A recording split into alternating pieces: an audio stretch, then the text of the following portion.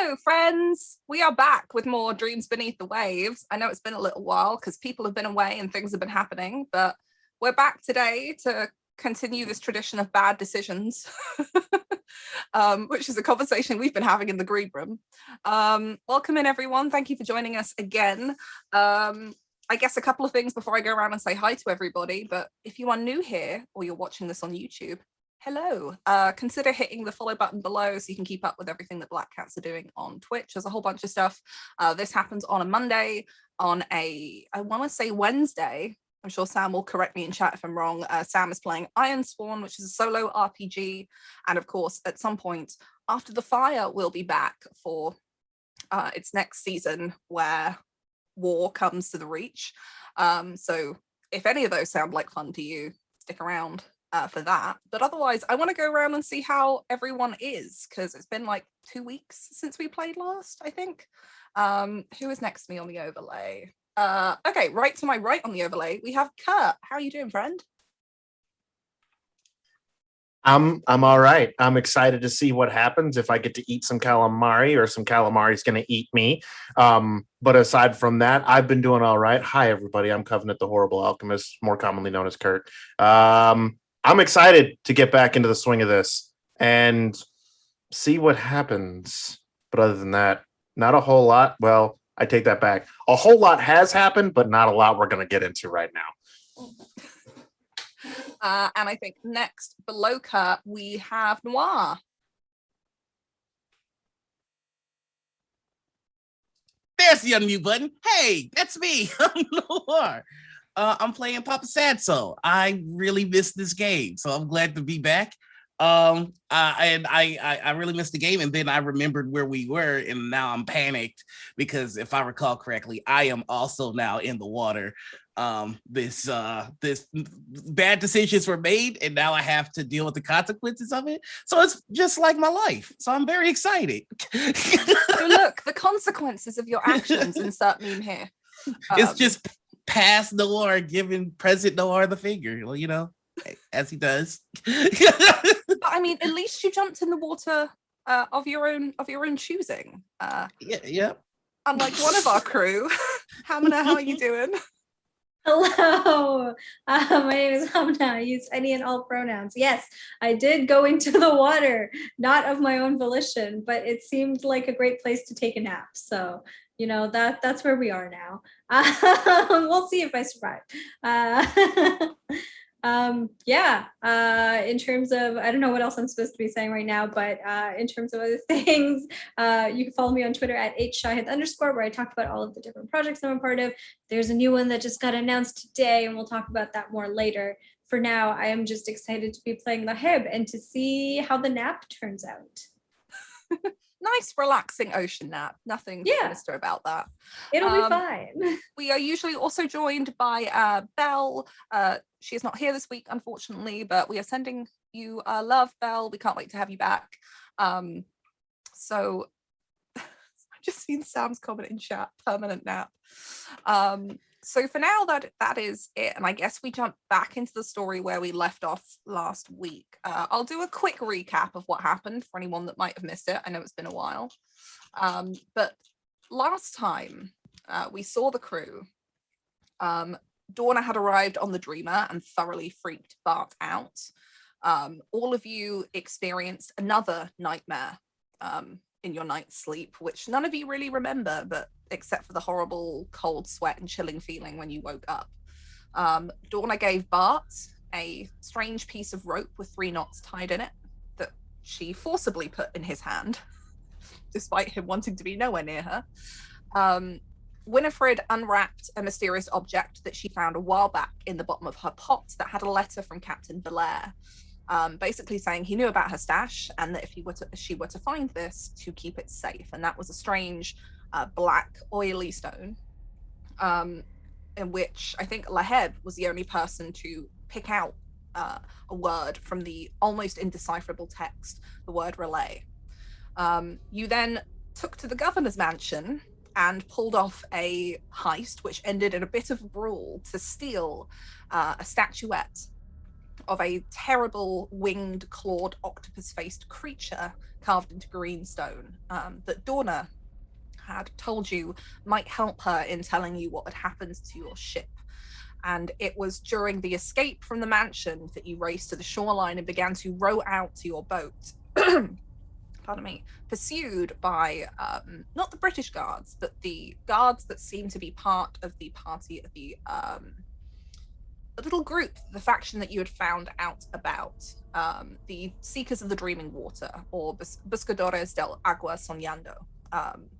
As they made way for their ship and you made way for yours, terrible, bloated, corpse-like creatures with clawed hands and squid and octopus-like faces rose out of the water to attack you on your rowboat. Laheb, seemingly under some kind of spell from one of these creatures, upon it rearing up in their face, stepped off the boat into the water and now lays there, floating, arms stretched, seemingly asleep. Papa jumped off the rowboat, I guess in an attempt to make his way to Laheb, and one of the octopus creatures slipped back into the water, leaving Winifred and Bart as the last two upon the boat, with one of them still hanging on to the side. And that is where we start, and I cannot remember what the initiative order was, so I'm going to ask you all again for your evasion scores so we can get this into a kind of initiative. So if we just go around, Noir? My evasion score is 10. Fickle 10. Okay, Laheb? 12. 12. And Kat? 12. 12. Do you two want to roll off for me? Just roll a d6. Whoever gets higher goes first. I got a 6. And a 5. Cool. And then I need to put these two in. Who I also mean, have you to roll off. don't have to. They can just not take turns. Yeah. Yeah, I mean, Okay, they rolled really poorly. I mean, no, what a shame. Let's hope it stays that way. Okay, so Laheb, you are first, but you are currently asleep in the water. And as you jumped off the boat and felt the cool, cold salt water, and then coming up to arms outstretched, strangely relaxed despite the panic and the chaos going on around you, and your eyes begin to close as you feel a heavy sleep come over you. In your dream, you dream of floating on inky black water, with a sky above you devoid of stars. Just clouds and the moonlight. And it's cold. And you hear something as the waterline comes up around your face, something below you, beneath you in the dark. As you feel something reach up and begin to draw you down deeper and deeper, and a voice calls to you. And you can't understand what it's saying. The tongue is entirely foreign to you, but you understand somehow. It's calling, it's reaching, it's asking you to reach back. You can go ahead and make me either harness or abjure, whichever you feel like, with a target number of 15. Target number of 10. So this is a courage save that you're making, basically. To see if you continue to dream or if you wake. I got a 12 on a harness. A 12 on a harness. Is this something that I could help with by chance? Not here, unfortunately. Gotcha. And you can feel now the water covering your face as you slip beneath this inky black ocean. And as you do, and the voice is asking you, begging you to reach out to it. Just as that compulsion to do so begins to overtake you, you suddenly become lucid in the dream. Tell me, what does Laheb do that breaks them out of this dreamlike state. Just as that moment of lucidity comes and you realize that you have control of your body, that this is a dream, this isn't real. I think the way that Laheb is able to break through into the dream is they sort of, as the creature is reaching out to them and they go to reach back, I think that movement of moving through this inky blackness is what breaks them through. It doesn't feel like water. It feels much heavier and thicker and kind of stickier than water is. And I think just that act of kind of like moving through it and pushing, the exertion of it kind of jolts them out of it and makes them more aware of what's going on around them. And in a second, as you gain that lucidity and you realize that this isn't water, this is something thicker, something that is clinging to the skin. It's that moment of like gasping for air, and you find yourself trying to swim up. And just as you break the surface, your eyes open and you find yourself lying on your back in the water. You can see that the rowboat that you had stepped off of is now further off in the distance as the momentum has just continued to carry it, even though Bart has stopped rowing. And you get the strange sense that there is something in the water with you as it ripples along the side, as if something is swimming, circling. Is this in addition to the two monsters that are attacking the boat? You only see one on the boat. If you turn yourself from laying into to actually tread water, you can see one is still clung to the side of the boat. The other one is nowhere to be seen. Okay. Laheb is going to briefly go underwater and try to just scan around in like a 360. Where is the other creature? Go ahead and make me I'm going to call this a seafaring test. Because it's salt water, obviously it's going to sting your eyes. 14. So as you submerge yourself for a second beneath the water and you open your eyes, it's blurry for a few seconds as you get used to the salt in your eyes again, having probably not been in the ocean for several months after being locked up in a cell. And it's a second as you try to make out where you are, which direction you're facing, and you see something fluttering in the water ahead. Just the wisp of a shadow that pulls itself quickly through the water and then is lost again in the kind of blur and everything that's kicked up here. In the moment, it's between you think it's between you and the rowboat. It's in that direction. Okay.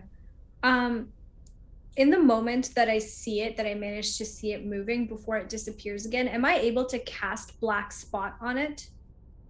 I will let you attempt it, but I'm going to raise your casting number for this because it's going to be a little bit more difficult, just because you're just coming out of that dreamlike state. You know, everything's a bit of a shock. Yeah. So I'm going to raise your casting number to 11. So it's 2 more to the difficulty, basically. But go ahead and make that roll. Let's see. I think I'll roll with 3 dice. Okay. And then get a +5. Ooh, okay. 13. 13. It's enough. You are used to the sea, and it comes back to you like, you know, riding a bike. Suddenly you're in the water, and it's a second of floundering before you can calm yourself and remember what it's like to just be in the ocean and be unafraid of what's in the water. And how do you cast the spell? What does it look like when Laheb casts Black Spot?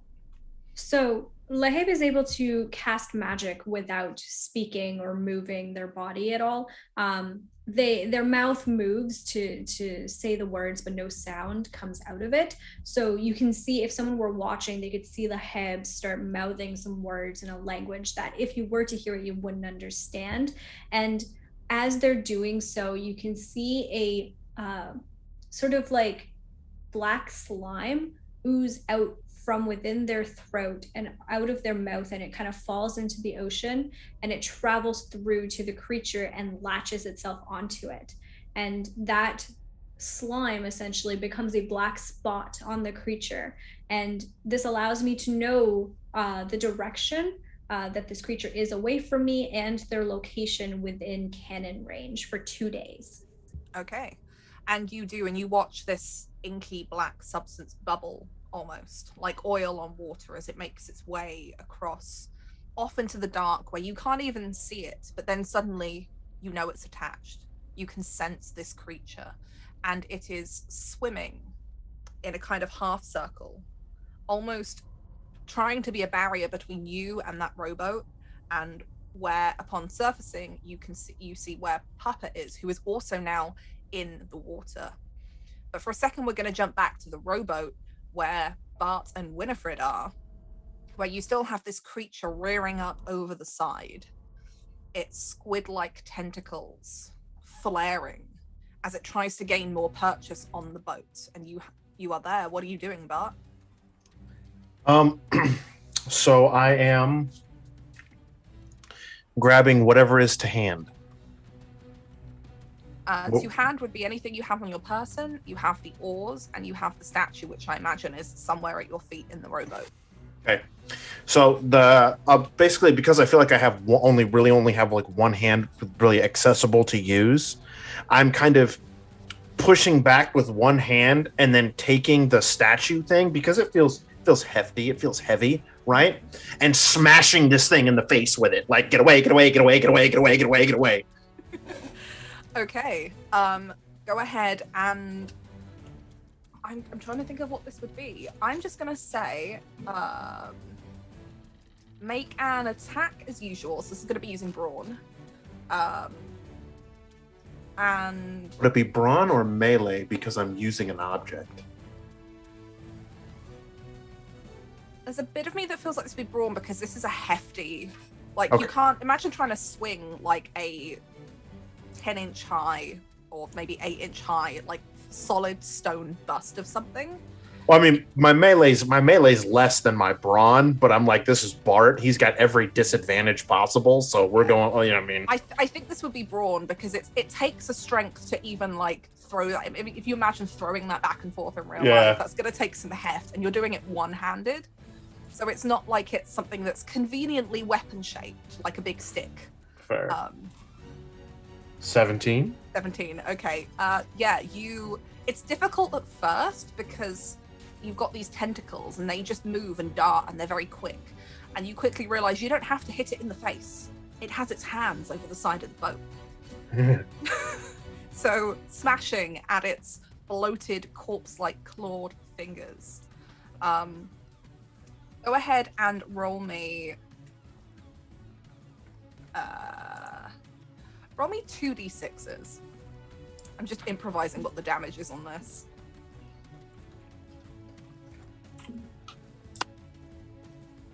9. Okay, that's how much damage it takes. You start smashing away at its fingers, and as you notice that as you draw the statue close by, it's actually trying to grab it. Like the tentacles are trying to reach for it, and the fingers are moving not to avoid being hit, but to try and swipe it out of your hands. But you have a good grip, and you catch its clawed fingers between the wood of the boat, and as you're hitting and it roils back, you manage one swipe across the face, and it knocks into the water with a splash, and as far as you can tell, sinks.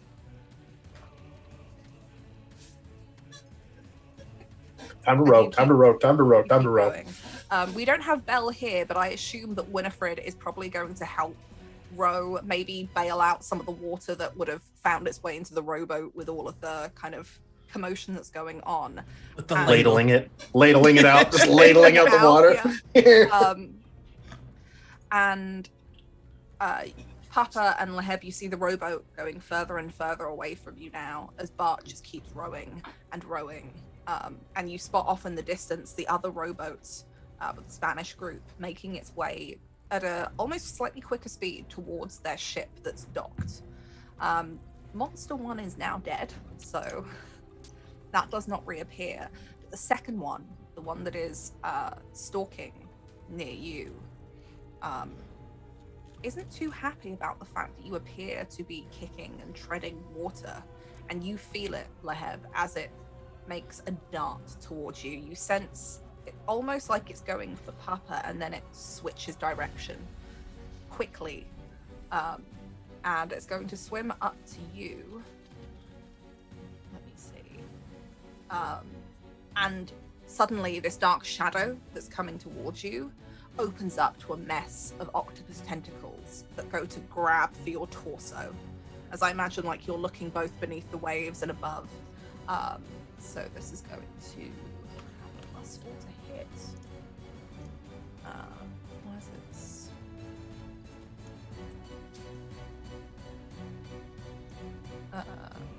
It's 20.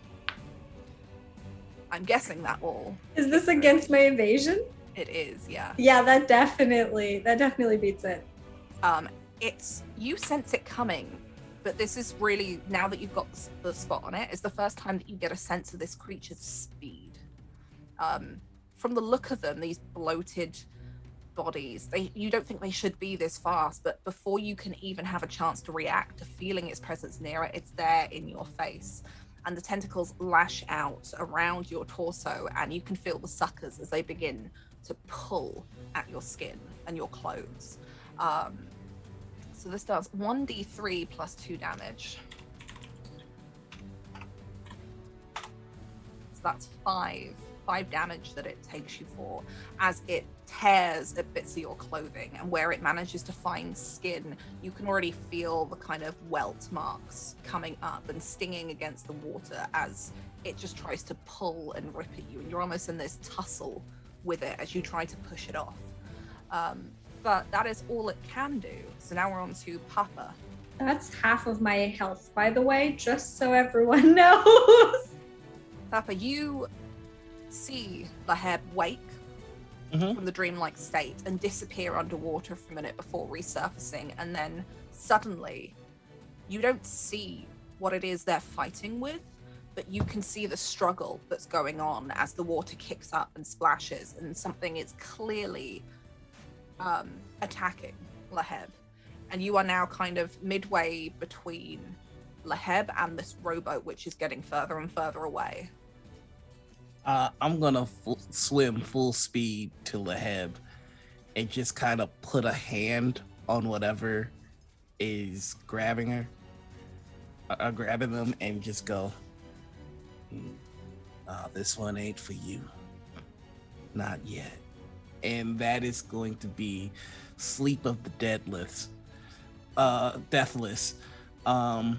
This creature needs to make me a TN 16 abjure save or fall asleep. Okay, so as you can't see this creature until you get closer, and then you can see it beneath the water, and it's the octopus-faced creature that came up to the boat and somehow lured Laheb off. And as you reach down into a mess of squishy, slimy, but powerful muscular tentacles, and you can feel the suckers pulling at your hand as your hand is now like inadvertently in the way of its attack. So it needs to make target 16 abjure test. You still need to cast it, however. It has a casting number of 13 using your abjure. My abjure is not bad. So let's do the dang thing. My target number was 13. Oh, my casting number is 13. I got 16. Oh, sweet. Okay, so you rolled 4 dice for that, so don't forget to mark that off your courage. But yeah, this you feel the spell go off, and you feel the influence beginning to gain over this creature. Let me see, what's its abjure? Oh dear, that's not good. Yeah, that is a target 12 because it has a -1 to its abjure. And suddenly, Laheb, you feel this too, as do you, Papa, that the creature is flailing, and then it's like it starts to tire, and then it just stops, and the tentacles drift eerily back in the water as it slowly, just the wave starts slowly bringing it further away from you, Laheb, as it just releases its grip. Back to the dock where you belong, little one.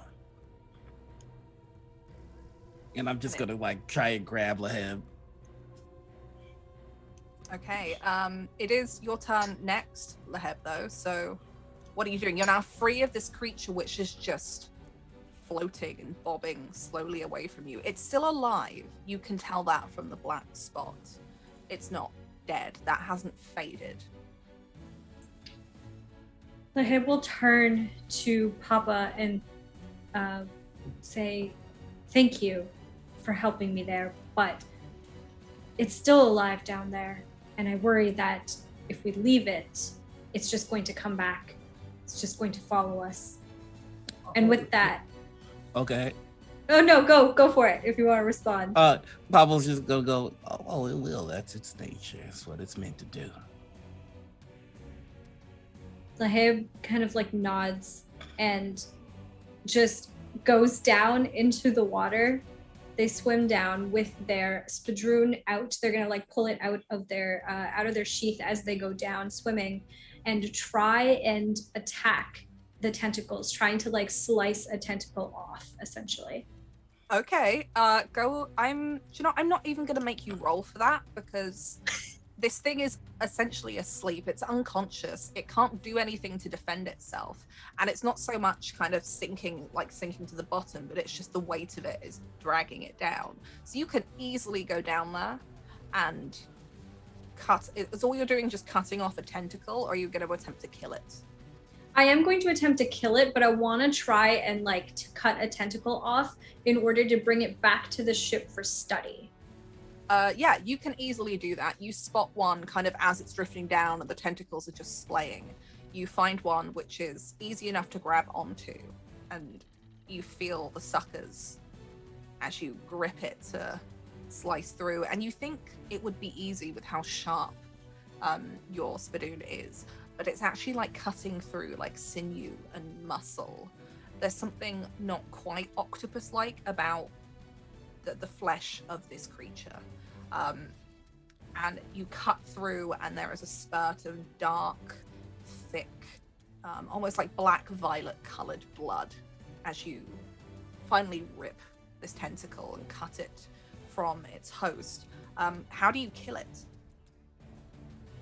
I think after having gotten the tentacle, Laheb is just going to take the spadroon and is just going to like stab into its maw. You know where you said that its mouth kind of opens up into all of these tentacles, kind of aiming for that spot. Laheb is just going to slice into it, theoretically going like into its head. So you manage that, and in the water you can kind of grab on to this, like it's got a shirt on like it was once a man that's now ragged, and you can grab onto the scraps of that and hold it in the water as you push the spadoon through, and it goes up through into the head. For a second, there is a flare of tentacles, which is shocking, as if it's just come back to life. But you realize that's just a response to you effectively killing it, and they kind of curl and roil and then rest again. And as you pull the spadoon out, you have more of this inky substance that begins to kind of dissipate in the water. And Papa, you see this on top as well, this black, violety, inky substance that begins to kind of just pool. And Laheb, you have a tentacle and have killed the creature. Is there anything else you'd like to do? No, I think just Laheb is going to maybe watch for a little bit as the creature floats down, just kind of fascinated by it, and also partly to make sure that it does die like just a regular creature, that it will just go limp and float or sink to the bottom. And you see that it does. It just continues. And eventually you lose sight of it as the inky black violet blood clouds the water, and it's gone from your vision. And you can feel that mark, the black spot, fading. You can feel it disappearing further away until it's gone. And you can no longer sense its presence. And then I'm just going to swim back up to the top to where Papa is. Okay, you swim back up to the top to where Papa is, and you can see now the rowboat further and further out, almost at the Dreamer. Kurt, what are you doing on board? You can see your two friends in the distance have surfaced. Turning the boat around and go as quick quickly as I possibly can to get the boat out to them. Keep ladling, Ma, keep ladling. And Winnie she's just ladling out the water that's come in. There's probably some, holes and bits of the boat that have cracked where these creatures have pulled themselves up. But it's not enough to sink you. We're going to drop out of initiative for a minute, though, because you're no longer fighting anything directly.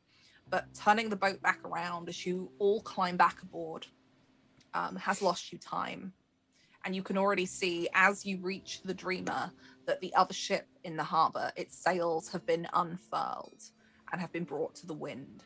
You can see that there are people rushing about on deck, guns beginning to be manned, while your own crew, upon spotting this, start shouting to you.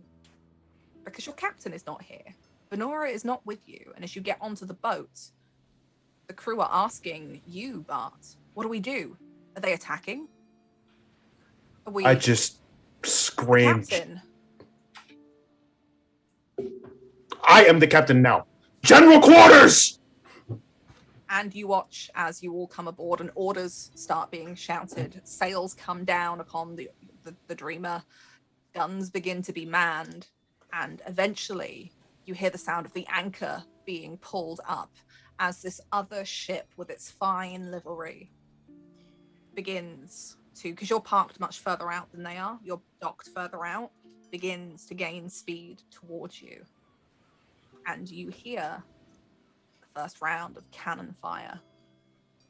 Seemingly a warning shot. It doesn't hit your ship, but the cannonballs land in the water just off the side, enough to rock the water a bit.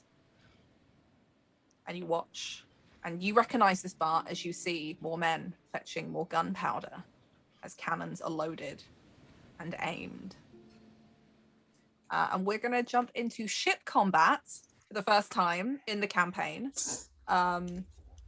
This is also my first time running ship combat, so it might take us a little bit to figure out because there's a lot of moving parts. However, we are going to go back into initiative. I'm just going to use the order that we already have here for you guys. And has somebody got the ship sheet up? I can have it up quickly. Yep, I got it up. Can you tell me what the ship evasion is for the Dreamer? It is 12. For the sake of this and making it easy, I'm just going to say that the ship takes the top initiative because you have a whole crew aboard that can do things on there. So let me see what the other one is. Are you just walking around with a tentacle, by the way? Laheb does have a tentacle in their hand. If there's anything you want to do briefly, as everything, you've shouted orders to set up, you've heard the warning shots. If there's anything you want to do before we jump into initiative, I'd probably throw a heel at Laheb.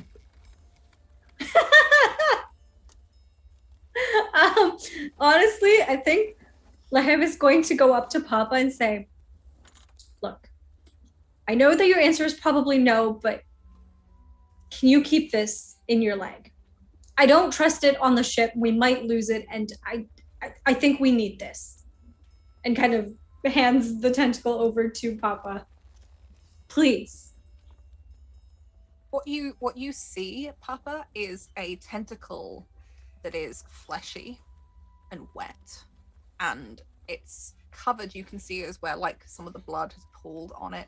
It's starting to dry in places and not look very appealing. It's got this bluish purple corpse-like appearance to it, like it's made of some hybrid between human flesh and octopus flesh, and is leaking from one end where it has been cut. It's not a very pleasant looking thing. Papa's just gonna take it. You know this belongs to the sea. Yes, but if we don't know what it is that we're up against, then we will belong to the sea as well. But we do. And then Not he just this way. He opens up his leg, his peg leg hidden component, and he puts it in. This calls to the darkness, but I've already got its attention, so I guess I'll just be making my way to paying my debt sooner. I'm glad you're okay, and I hope you found what you were looking for. And he puts his hand on their shoulder, and he's going to cast healing bomb. Only gonna do 2 die here.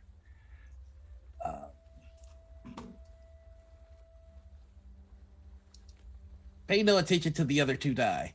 So that's an 11 plus his Abishur, which is 13. Which is 3, so that's 14, and the casting number is 8.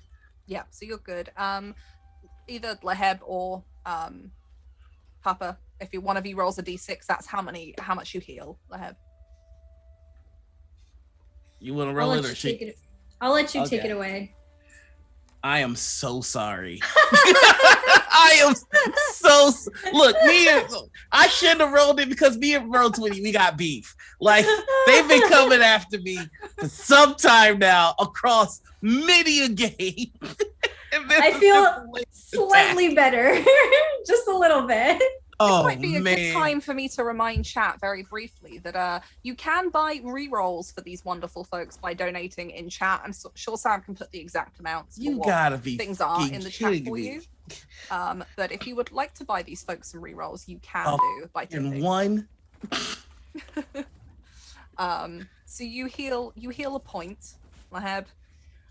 It's something about the chaos, Papa, that gets this. It's very difficult to concentrate in casting this because healing magic sounds like it should be easy, but I imagine it's probably one of the most difficult ones there is because you're literally pulling people back from the brink. And with the chaos, with crewmen rushing around, bumping into you, the ship swaying as it picks up speed, it's just a bit difficult to really get the full impact of that off. Papa's just gonna whisper, it's hard to put you back together when I'm holding something that wants to tear you apart. I appreciate you doing that, and I promise you won't have to hold it for long, just until after we've dealt with the other ship. He just walks off, kind of dejected, like, man, that doesn't usually happen to me. Performance anxiety. It's okay, it happens, you know? Wow. Oh gosh. Okay, so your ship has the top of the initiative, and you count as having the edge upon the enemy ship that is currently racing towards you at a very slightly unnatural speed for the wind that is happening right now. So it's really up to all of you what it is your ship's action is. So your ship acts almost like it's its own character. So there are a couple of actions that you can take. You can change speed or direction, which is you can increase or decrease the amount of sail that you have to pick up speed. Otherwise, the ship will just continue as is. You can fire the guns, which you will now have range to, as they are in range to shoot you and attempt to damage their ship. Or you can attempt to maneuver if you want to start trying to get ready to board their ship. It's up to you what you want your ship to be doing. This is kind of what your crew are collectively working towards. Well, I mean, they don't call me broadside for nothing. No, they do not. Is it time to see what it is that Hornigold holds you so high in regard for? Oh, yeah. Okay, Yeah. so you wanna fire the guns, I'm guessing. All the guns. Okay, so you have multiple weapons aboard the ship. Obviously, you'll have I think you've got 4-pounders either side, and the Dreamer has cannons on its front too. Hold on, I have a question. Are we docked?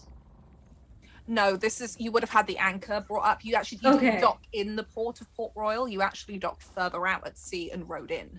Yeah. I just wanted to make sure that we weren't like trying to fight while still, because I was like, maybe we should move first. Yeah, your ship is moving. Okay, cool. You are, the wind isn't particularly strong right here. So you are at steady speed, but this ship has caught up almost unnaturally fast to you, partly because you turned the rowboat back around and had to go back. So when you are firing the ship's guns, this action can be taken twice per turn, but each weapon, or I'm going to say set of weapons, as in the starboard and port side cannons and the front side cannons, can only be fired once per turn. So who is firing this? So Bart, is this something that you want to fire personally, or are you getting the crew to fire for you? Well, I mean, I would like to use my amazing abilities as a cannoneer to help with the firing of the guns. Okay, so if you are commanding the crew to fire the guns, then you make a brawn characteristic check with the target number. If the crew are using it, you use their characteristic roll value, and the target number is the evasion of the other ship, basically. So they do it for you. Okay. If you are commanding the guns, though, so you make a brawn check. Okay. And the target number is going to be the evasion of the other ship, which is 10.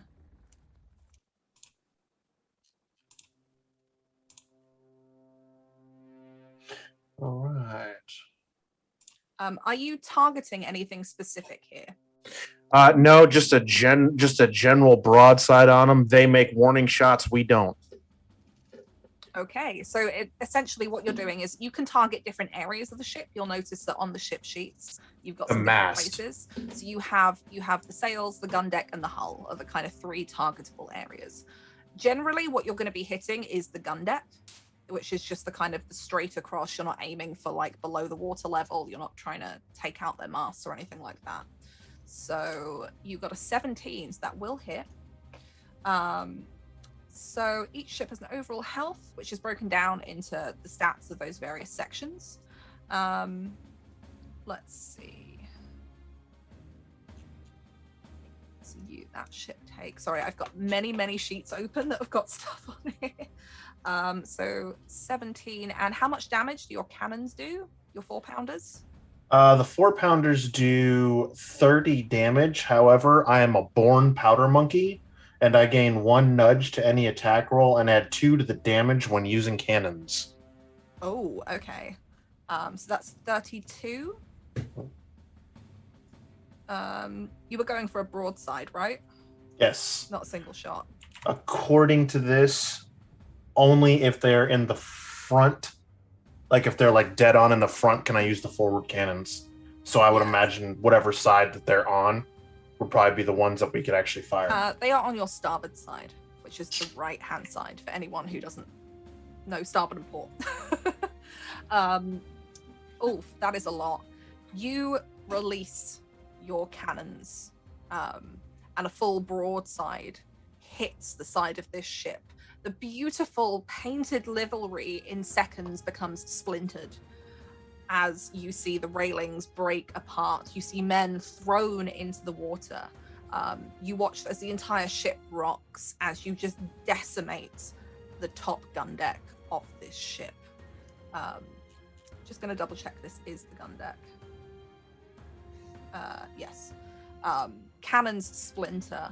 You don't quite take down any of the masts, but you can see where you've knocked some of the rigging loose that is chained up or wired to the gun deck, as it's an explosion across the top, and you can hear the screams and the shouts.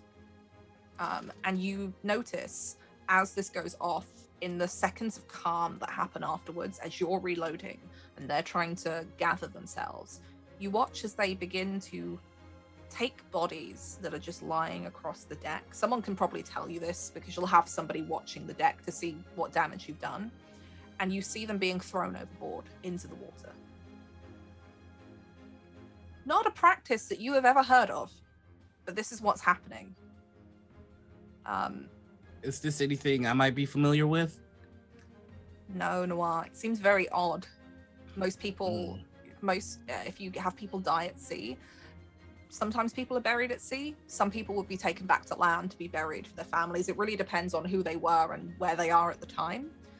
But it's an odd thing, mid-fight, to be throwing your dead overboard. Okay, I'm keeping an eye on the water. You think they're feeding something? No, I think they're calling for reinforcements. I tell the port gun crews, since these guys are on our starboard, prepare for boarders.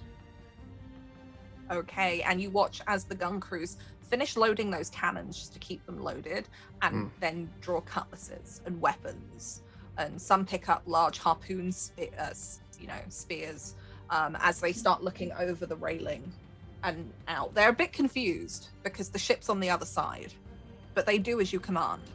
Papa, I still hope you got some of that hoodoo. I assume that you're using the rest of the action to direct the ship to continue forward and try to pick up speed, drop the sails more. Yes. Okay. So that brings us to Laheb. It is now your turn. As you see this all go off, you see the dead being thrown into the water. The guns have fired. What are you doing? So clearly, given that the other ship was not really, the other crew didn't seem phased by the creatures that appeared. They didn't stop. They just kept going, and there's got to be a connection there. They're doing something. So Laheb is going to attempt to cast Tentacle Smash on their ship in an attempt to convince them that whatever these entities are, they're not on their side. Okay, I like this. You're trying to kind of use their own knowledge against them. Yes. And I am going to use the full 4 dice in order to do this, so... Go for it. So this has got a casting number of 15. Yeah, it's high. Oh, thank God. Okay, I got 18. 18. Okay, so would you like this? It says this automatically hits the gun deck or the body of the target. Okay. So this tentacle comes out of the water. And what does it look like? How does this look when Laheb summons this? How big is it? What features does it have? Describe this attack. I think this tentacle is kind of like a dark purplish in hue, and it looks very similar to the one that Laheb was being attacked by earlier. I think they purposely make it look that way in order to convince them that these creatures have betrayed them or are not on their side in some way. So they have the same suckers that are weirdly sharp and almost kind of feel like teeth as they're pulling onto the ship and kind of like smash the hull of the ship. Okay, so it rises out of the water, this horrible tentacle. And don't get me wrong, it's not like ridiculously kraken sized, but it's big enough to reach up over the ship, and it rears back, and there's a smash as it just comes down on the gun deck and almost like wipes across it. And all of you watch. But if you've never seen this happen before, if Laheb has never used this before in your presence, this is horrifying to somebody with your kind of background. As you watch this tentacle, it smashes down at the prow of the ship, and you watch as the back end of the ship tips up for a second, and it just sweeps all across the top of the gun deck. You watch as masts splinter. They don't quite fall, as the tentacle kind of wraps itself around them in that horrible kind of dexterous way tentacles do. But you watch as it just breaks the railing clean off the ship. Cannons go flying into the water. Men either jump, or you watch as they just disappear beneath this tentacle, only to be left as red smears upon the deck before it reaches the back end of the ship, and you can hear the distant sounds of glass shattering at the windows in the captain's quarters as the tentacle just slips back into the depths down the side of the ship. I like to think that this particular spell is not one that Laheb uses like ever. And the reason for that is that after they have used it, it leaves a sort of like dark gray, purplish, kind of like a bruise mark on their skin in the shape of a small tentacle. Maybe like going down their neck, the side of their neck. Yeah, I imagine sort you of feel a it, mark. like right over like where the veins are and the artery is. You can feel this come up already. It's painful. It's like that feeling where the skin has been pulled for too long and the blood from the capillaries bursts, and you can feel the heat along the side of your neck, where you know this mark has come up and is now probably quite obvious to anyone around you. Yeah, there's a cost to casting this kind of spell. Papa's just gonna look over to Bart and go, thinking it's not my hoodoo you need to be on the lookout for. Thank God they're on our side. I hope. But yeah, you've seen this, and it's. I imagine that like Papa's not phased by this at all, but Bart, this is just the idea that somebody could call up something like that just wiped the gun deck clean, because that will pretty much kill the gun deck on the ship. They don't have cannons anymore. Let's have a look.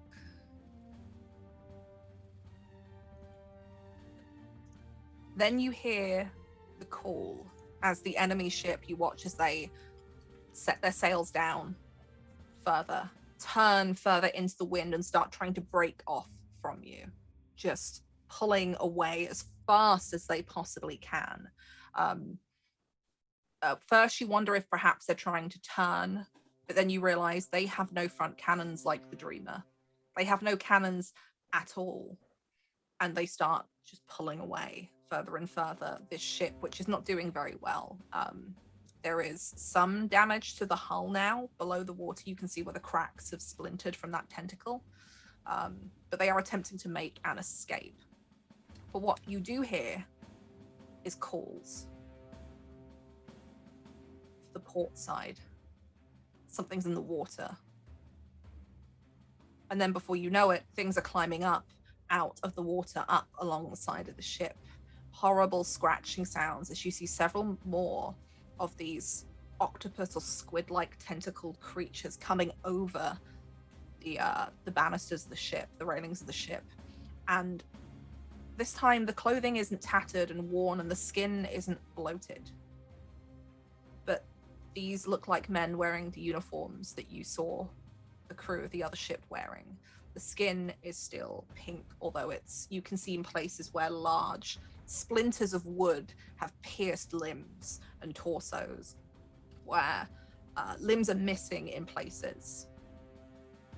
But the faces still retaining some kind of human cheekbone-like quality in the back, having not been entirely transformed like those that you've seen, but human faces with tentacles pulling out, with squid-like appendages, start to try to make their way onto the ship. And that brings us to Papa. And they're making their way onto our ship. Up on the port side. Um, As the enemy ship tries to make an escape on your starboard. I am just going to look and see if I can find the most dangerous looking one and put them to sleep. You can see as several of these creatures kind of flop onto the deck, uncoordinated, staggering, but the crew are terrified. Like, this is not what they expected when Bart said, "Watch out on the port side." But you spot one, a larger built figure, you think was once a woman of some kind, which you can see that there is a cutlass driven partway through the torso, like it was drawn or like it was fell upon in the chaos. This female figured squid octopus creature looks to be pretty built in terms of muscular physique. You perhaps wonder if they manned cannons, or were one of the crew that did a lot more of the labor-intensive work, start staggering towards a group of younger crewmen, tentacles flaring out, what's left of her arms swiping, and these clawed fingers swiping at them. I'm just gonna walk past the frightened crew members, and with the hand out extended, Papa's just gonna say to her, "I'm so sorry that something snatched you away from the rest that you earned, but I can give you just a little bit more of that sleep for now. And I am going to again cast Sleep of the Deadless. Okay. We're going full all four. Well, I'll take a hit to that courage. As you approach the creature, the crewmen that were standing there, a couple of them had swords, one had a harpoon, and they don't know what to do. As you step in front of them, they all kind of slowly start to back away. As you reach out and talk to the creature, it stops for a second. You get the sense that it's looking at you and almost listening as the tentacles flicker. And as you reach out to touch it, like somebody would if they screamed, they flare out and you see the bill of this octopus-like face reaching for you. But you do manage to get a hand on it. Yeah, he's just gonna like gently touch the side of the sting's face and go, "Back to sleep, my love." And as you touch the face, as the tentacles roil down, you feel this thing begin to sink and sway as it collapses unconscious on the deck. Still alive, but now asleep.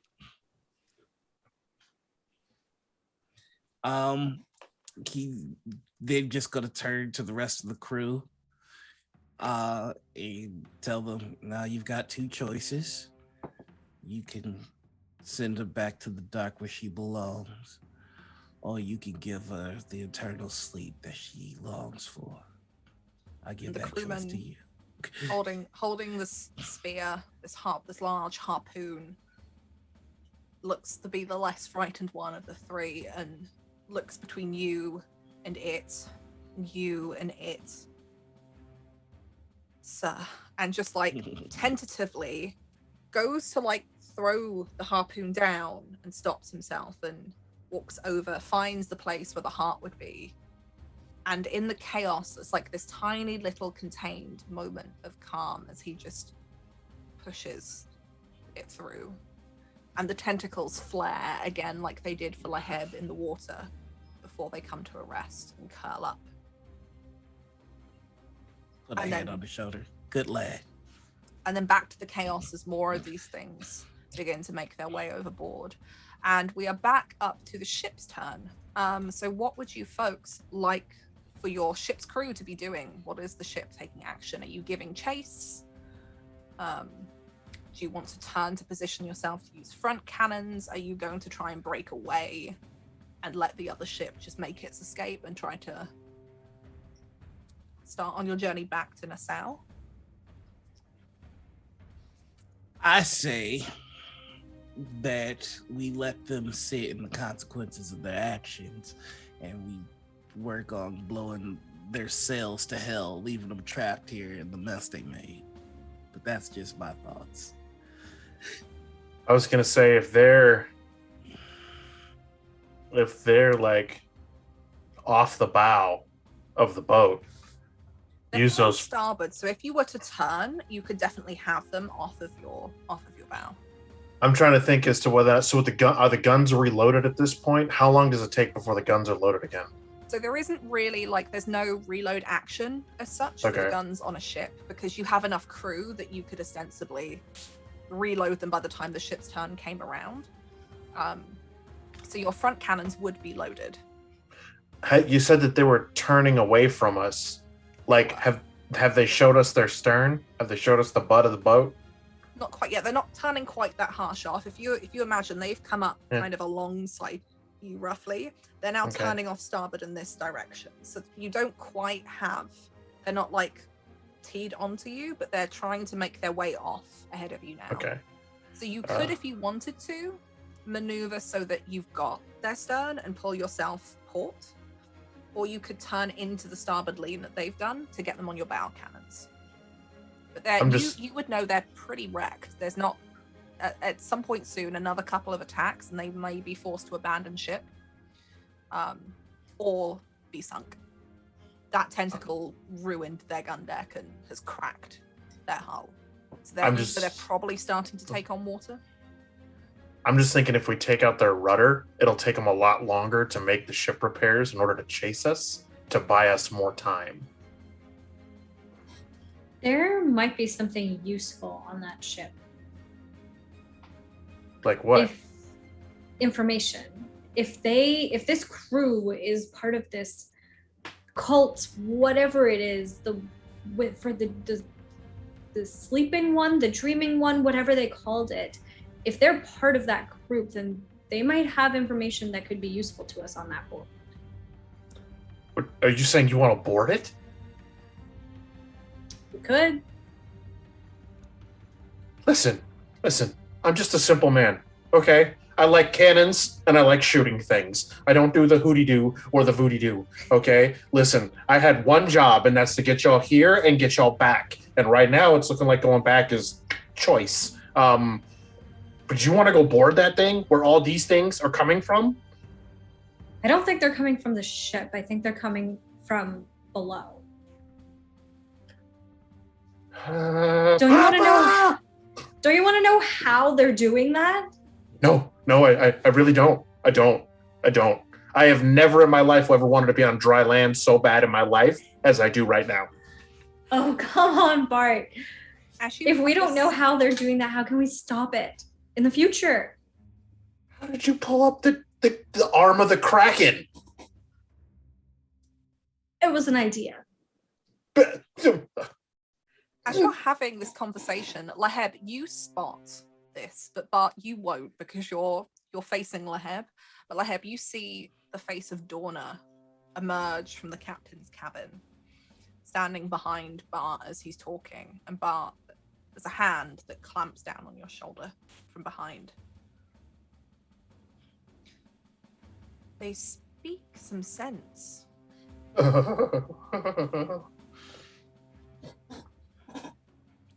I hate to interrupt, but I heard my name yelled at a very cowardly pitch. Cowardly! No!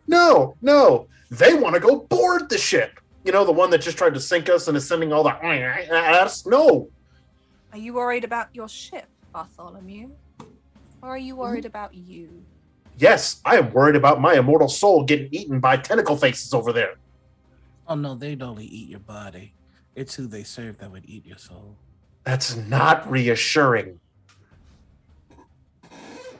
I told you that your ship would be safe. It is it not? You are safe? Words. You said ship. You specifically said ship. You didn't say all of us. No? No, you didn't. No. It's almost like I gave you a lifeline. A rope to bring you back. The decision is yours. You can return with me to Nassau and we can answer some of your questions perhaps. But will you be any safer if they stay on the seas? And she just departs and starts going around finding some of the injured men aboard as these creatures fend off. And you watch, she does things similar to Papa. She walks up to one and caresses its face as it sinks to the floor and somebody spears it with a cutlass.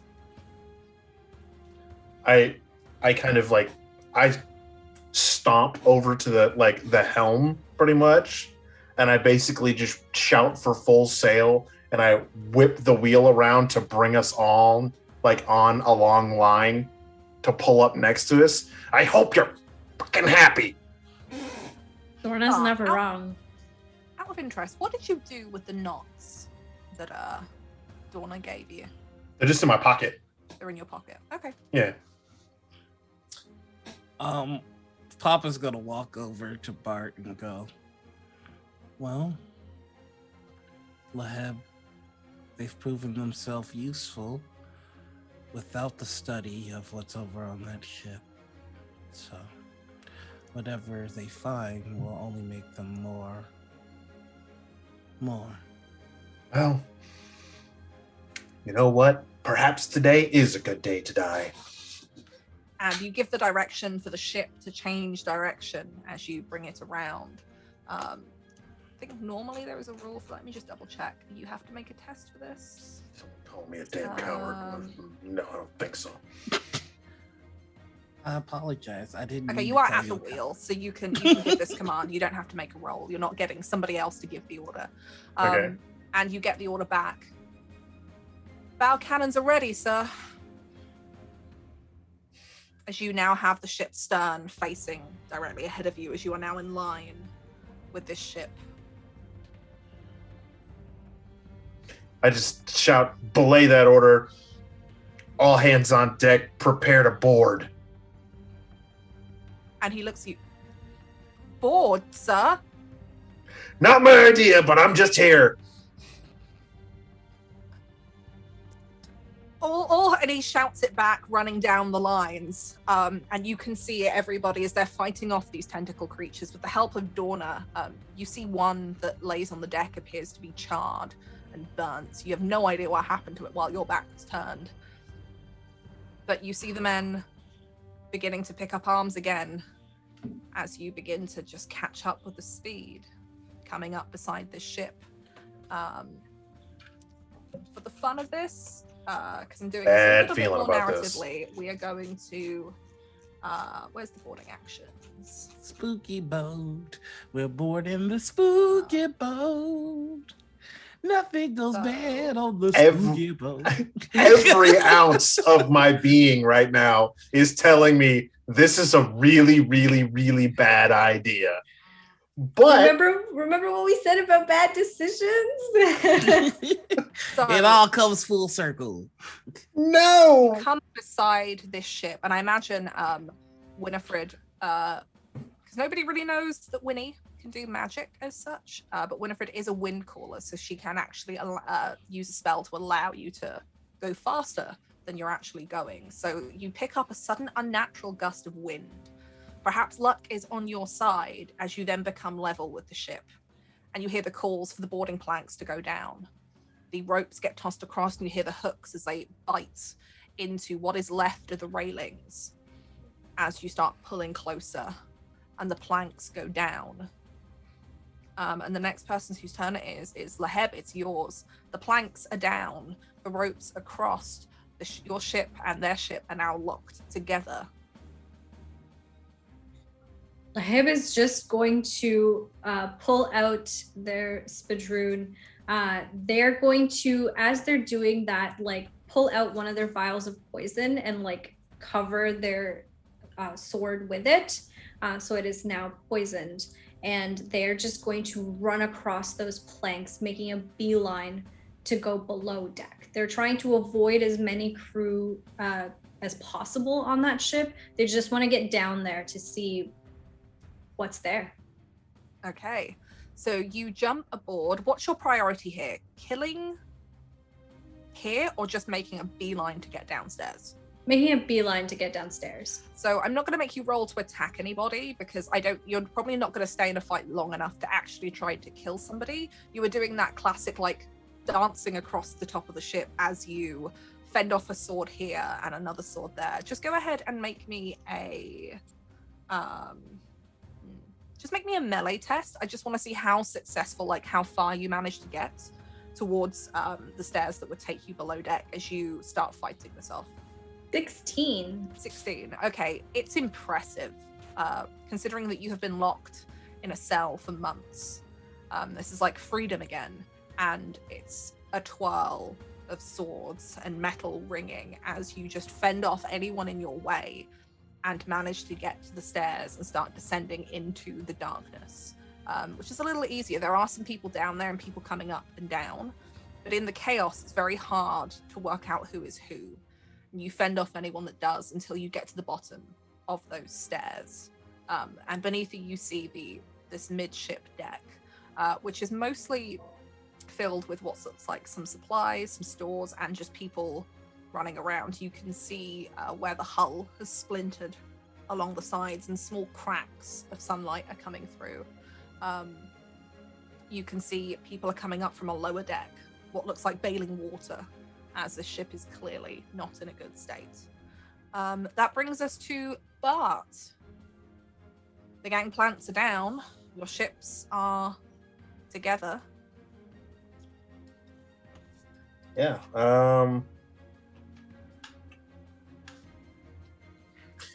I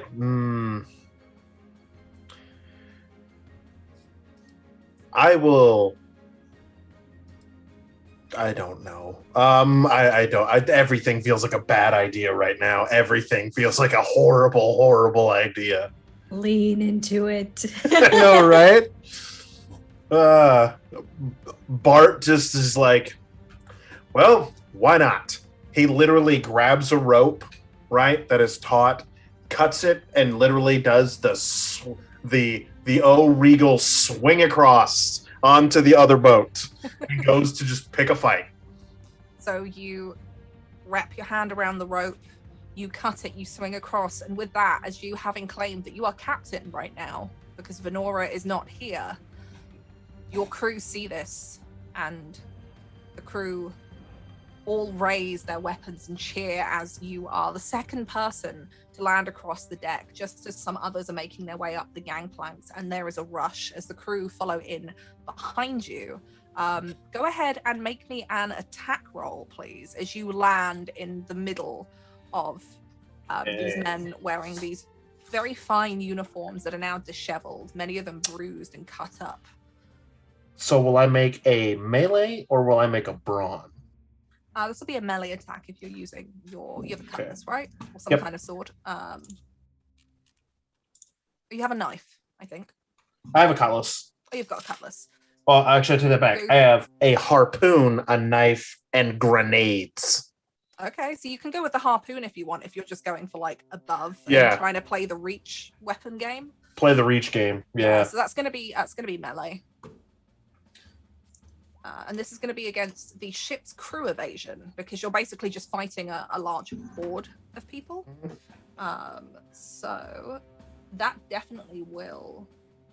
will definitely hit. How much damage do you do with that? 5. Or no, my bad. It does a D6. My bad. It does a D6. Okay. So you go through, and because the tip of the spear is sharp, you push it through. I mean, you take out like 2 or 3 people with this one attack alone. I basically kind of as I'm swinging over, use the momentum, kind of grab a hold of the spear and the harpoon and just kind of lean into it and happen to skewer 3 guys. And I have this look of amazement on my face, oh my god, I can't believe that actually worked, kind of look, and just no quarter, and just kind of keeps on going. And you skewer these 3 guys all awkwardly on the spear, which actually then digs into the top deck and almost sticks, because obviously they're barbed at the top, so you can't just pull it straight back through without some effort. But you have managed that. And then we have them next. So I'm not going to roll for the sake of time. I'm not going to roll for the crew battling out, but for anyone who's interested in how the rules work, the crews can fight each other, and it's all based. The crew as a collective on each ship has got an evasion score and an initiative score, and they can do certain amounts of damage to each other. But I would say this is probably a fight that's going in your favor, as they lost a significant number of their own, thanks to the big tentacle smash and the broadside they took. So that brings us down to Papa. All right, so I'm seeing this all happen, and I'm still on the Dreamer. From the Dreamer, can I scope the captain of the other ship from here? Go ahead, make me a savvy test. Because there is chaos now. There are people everywhere. It's kind of hard to tell who's who. There's 2 people that I want to get my eyes on. Okay. So would it be a savvy for both of them or 2 different savvies? I'll say depending on what you roll, we'll see how much information you get. Okay. Here we go. I'm not savvy at all. So 9. Okay, which 2 people did you want to get an eye on? The captain of the opposing ship and our witch lady. Okay, I will say that you can get your eye on the captain, but you don't make out where Dorna is. Okay. But you spot the captain of this ship. He is currently standing beside the wheel, where another crewman dressed in slightly finer dress than some of the general crew is currently just trying to turn, and you can see he's shouting orders, cutlass out, and occasionally he defends off one of your crewmen that have boarded and pushes them back down those stairs, back into the main fray of the fight, trying to keep that top deck where the wheel sits clear of any fighting. Would As you he say stops. that? Oh, I'm sorry. Go ahead. No, go ahead. I was gonna say, would you say that the captain is considered long range from me? Yes. All right. In that case, Papa does not have a cut or anything on him, so you see him kind of just patting himself down, and then he's gonna try something. He's gonna open the cabinet on his peg leg and pull out that tentacle and really focus on it, and his hand's gonna become very shadowy and very tentacle like, and he's gonna reach for the captain, and this is gonna be what his sharpened light looks like as this burning red tentacle reaches out for the captain. Okay, go ahead. Make your roll to see if you cast, first of all, and if you do, then you roll for the attack. Okay, and we're going full 4. I'm gonna need a drink soon, y'all. 3, 17. So yeah, Okay. that's my casting number is 9 for this. So that means I get to make an attack with a +10 modifier. You do. So this is going to use accuracy because it's a ranged attack. Dope. I get +0 for accuracy, so I need all 10 of that 10. 21 to hit. Oh yeah, for sure. This burning red tentacle reaches out towards the captain, and he's not paying any attention to your ship. He is currently trying to give orders for the sails to go down, to adjust the rigging, trying to direct men to cut the lines that currently bind your two ships together so they can keep getting away, as he repels boarders back down the stairs to the wheel. And he turns with his back to you as he goes to fight off a crewman who tumbles down the steps, and it strikes him right in the back. This does 8 damage. Mm-hmm. And burning. And as he kind of lights on fire, I do want him to hear the whisper of Papa saying, "Be very careful what you feed." And you watch as the back of his coat, much like the lieutenant's, goes up in flames as this tentacle reaches out and almost dissipates in a thick black smoke. And you watch as he panics, and some of his men around him try to put it out, and in the end he just throws the coat off of his shoulders, leaving him in just a deep yellow shirt, very finely dyed, with ruffled sleeves.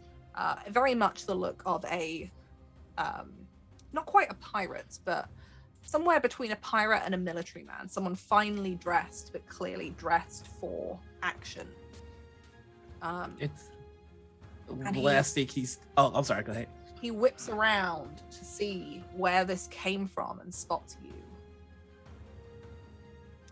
Papa's just gonna say, and it's up to you whether or not he can hear him, but Papa's just thinking, it's beautiful how pain makes people realize what doesn't matter. If you're just talking, he probably won't hear you. You have to shout it at him. But are you staying on the ship then? You're staying on the Dreamer? Yep, I'm just gonna play with this captain until they stop moving. Okay. This captain, it is his turn next because he is actually lowest on the initiative now that we're onto the ship. So he's not in the queue that we have in chat here. You watch as he realizes it's you, looks around, and draws a knife from his belt, which he holds by the blade. And you watch as he walks confidently, strong, towards what's left of the railing on this top deck. And as he reaches it, throws his arm back and goes in for a throw. So this is going to be an accuracy. Oh, he does not have great accuracy.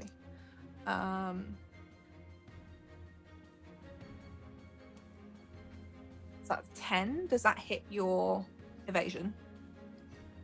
Is it meet it? Because 10 is my evasion. It does, yeah. It's meet or exceed it. Okay. So this is gonna do 2 slicing damage as this knife comes across and slices into your shoulder. Once he does that, I would like to yell across the ship. Thank you. I was having a hard time letting it out. He looks smug but confused. He's not really too sure what you mean by this, but you watch as he draws into his belt almost, perhaps to retrieve another knife if he has a set of these. But that brings us back around to Lahed. You are now at the foot of these stairs. You've fended off a few people. Where are you heading to? You can try and search around this deck. You can try and go further below decks. I think Laheb's first thought is the captain's quarters. So I think they're going to try and find wherever the captain stays. I will say that's easy enough to do because you know your way around a ship. You make your way to the captain's quarters. Rather unlike the Dreamer and the headsman, you don't have the captain's quarters right above deck. The shape of the ship is slightly different. So as you go down the stairs, it's behind that staircase in the back portion of the ship. And you make your way there. It's not quite as elegant, despite the fine livery that the ship has and how well made it was before a giant tentacle smashed into it. These are fairly basic. It looks like the ship has been made up to look perhaps more grand than it really is. But you make your way back here, fighting off some of the crew as you go, but no one's really paying attention. If you just go and make me a savvy test, if you can pass this, I'll say that you can pretty much use the chaos to your advantage to slip in here. Maybe you pick up, a crew's jacket and sling it over you so you become invisible in this. Is this contested against a person? It will be, yeah. It'll be generally Okay. against the crew that are around. I'm going to make a generic roll for them. I got a 17. I'm rolling very well today, I gotta say.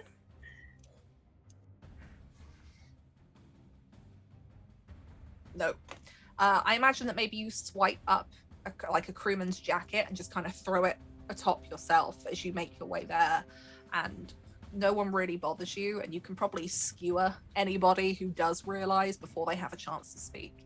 And nobody's hanging around back here because the fight's going on above deck, and you get to the door. It's easy enough to enter into. You find yourself in the captain's quarters. Nowhere near as grand as previous ships that you've been on.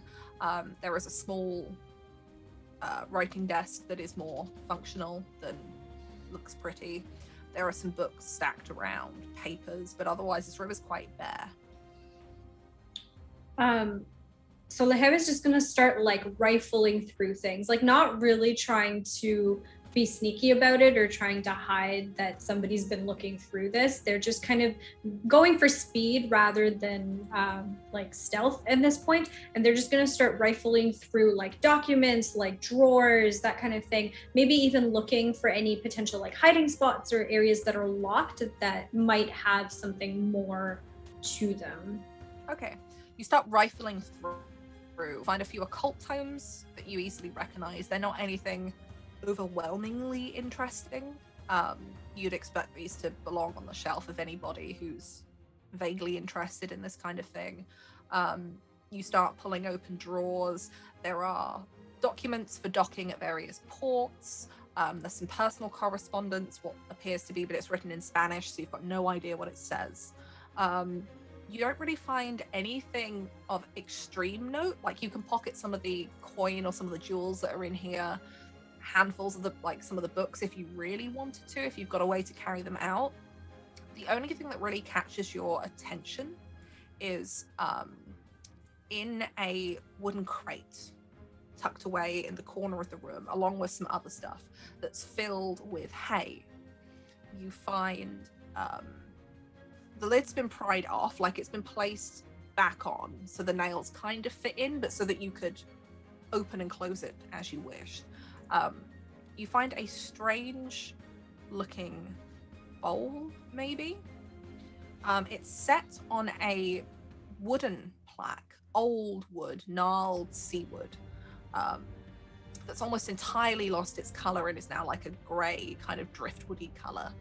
But this bowl is comprised of what looks like bits of bone that have been lapped, and where the edges meet to create the bowl have been sealed with some kind of substance, maybe wax, presumably to keep it watertight. But around the lip of this bone-colored bowl that's made up of maybe bits of skull or other curved but flattish bone are the jaws set either side. So you've got the bowl here, and the jaws are set either side like a decoration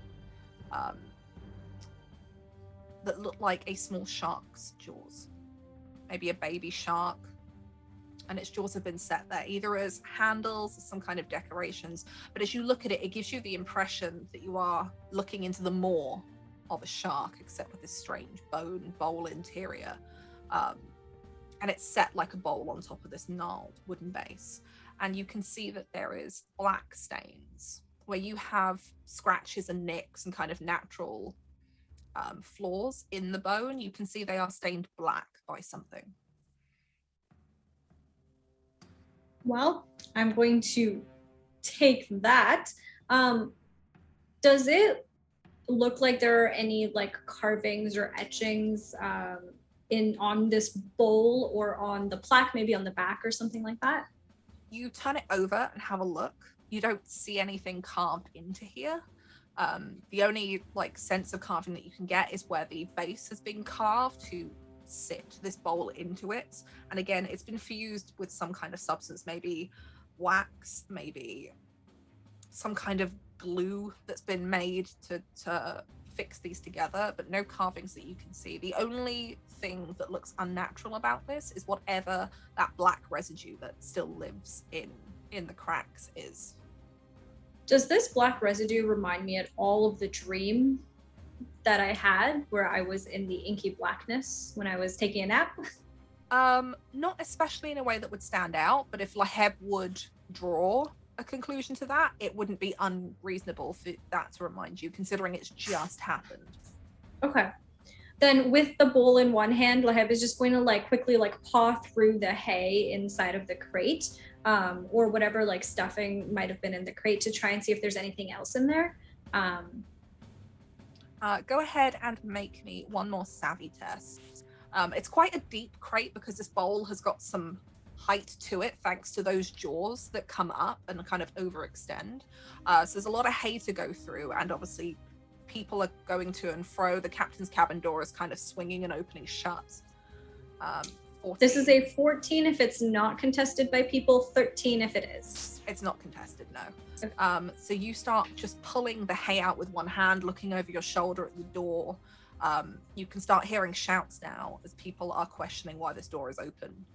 No one's come to investigate, but as you pour through, you nearly give up.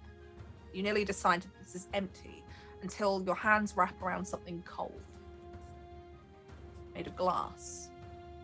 And as you pull it out of the hay, as it explodes everywhere, you find a small bottle. It looks like a small ink bottle. The top of it is corked, presumably, and has been sealed with wax all of the way round, so to make this watertight. It's very, very small. It's about this big, maybe 3 inches high and an inch and a half across. And within it looks what looks to be, at first glance, ink. I will pocket that, putting that into like a breast pocket in my jacket, which is, you know, a jacket of one of the crewmen here. And I'm going to quickly take the bowl, try and like just put the crate lid back on top of it. Kind of, maybe it's like askew because I'm not really trying too hard to put it back on properly.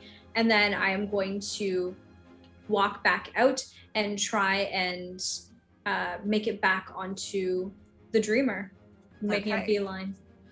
You try and put the lid back on. It's probably a fruitless attempt because there is now hay everywhere, like drawers open, papers in places.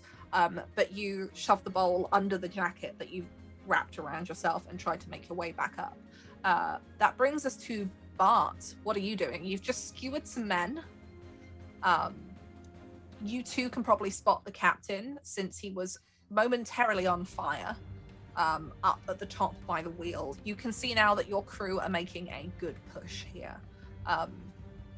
You are quickly dispatching the people that are left.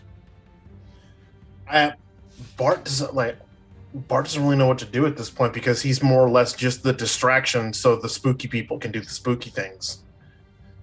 So it's like he doesn't even want to be here today. He's just like, no, why? We're just fine. Do what Liam says, or else the giant Kraken tentacle will kill me too. I love that's now Bart's new mortal fear is. We're friends, Bart. I don't know. None of my friends can do that stuff. But as you are standing here looking around, I guess generally fending off anyone who comes to protecting other crewmates, you watch as one man comes towards you and he has an axe. And you watch as he swings it over his head and comes down to you. And as he throws it down, you hear it whip past your ear, right past your shoulder, as it glances off the slightly curved metal of your hooked hand and plants itself in the floor. And in a moment, he explodes into this burst of flame. Reeling and running, letting go of the axe, tumbles over the banister between your ship and the ship you're on and the gangplanks and falls into the water. So the axe is now just there? Yeah, literally a few centimeters closer and it would have clipped into your shoulder. Mine now. Clink. Do we just want to say that Bart is just generally fighting then for this time? Yeah, no, Bart is generally fighting. He's basically doing what he can until Leah basically comes back and they say, okay, time to go. Got it. Okay.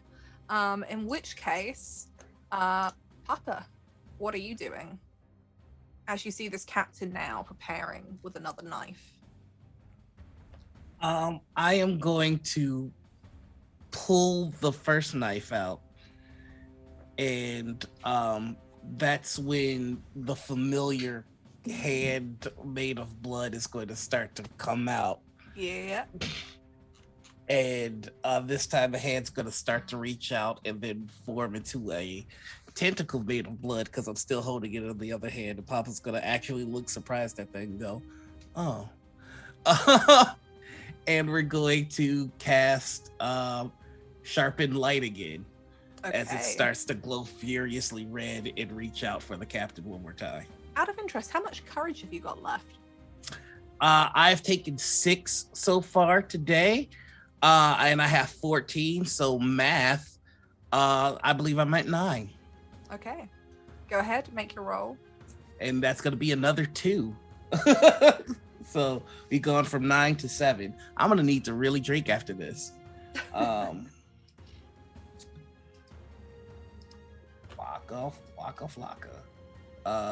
19. My casting number is 9, so we easily made that. Oh yeah. And now I'm gonna do my accuracy plus 10. 22 to hit this guy. Oh yeah, no, for sure. There's no way he's avoiding whatever your sharpened light. Yeah, so it's just the tentacle made of blood reaches out of my body and then goes to him. And it's just like a splatter of blood at first, which is gross, and then the blood ignites into a bright burning flame. Ooh. And that's exactly what happens. You watch as again he ignites on the spot. But Laheb, as you're coming up the stairs, your attention is drawn to this wealth of flames that begins to lick up as you hear a man screaming in agony. And you watch as I'm going to play some GM thing. This fire begins to spread. As his body falls limp to the floor, the fire begins to spread across this top deck. There is gunpowder everywhere from where you attacked this ship, and you watch as small bits of it that have kind of, although they're wet on the deck, the water that they've been sat in that's turned them into a kind of sludge, but quickly begins to boil and evaporate away, and you watch as this small explosion. And you imagine as this fire, being unnatural, spreads very quickly.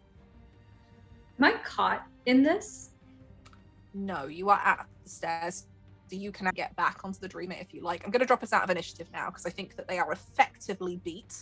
So if you want to make your way back onto the Dreamer, you can do. If all of you wish to do that, apart from Papa, who's never left the ship.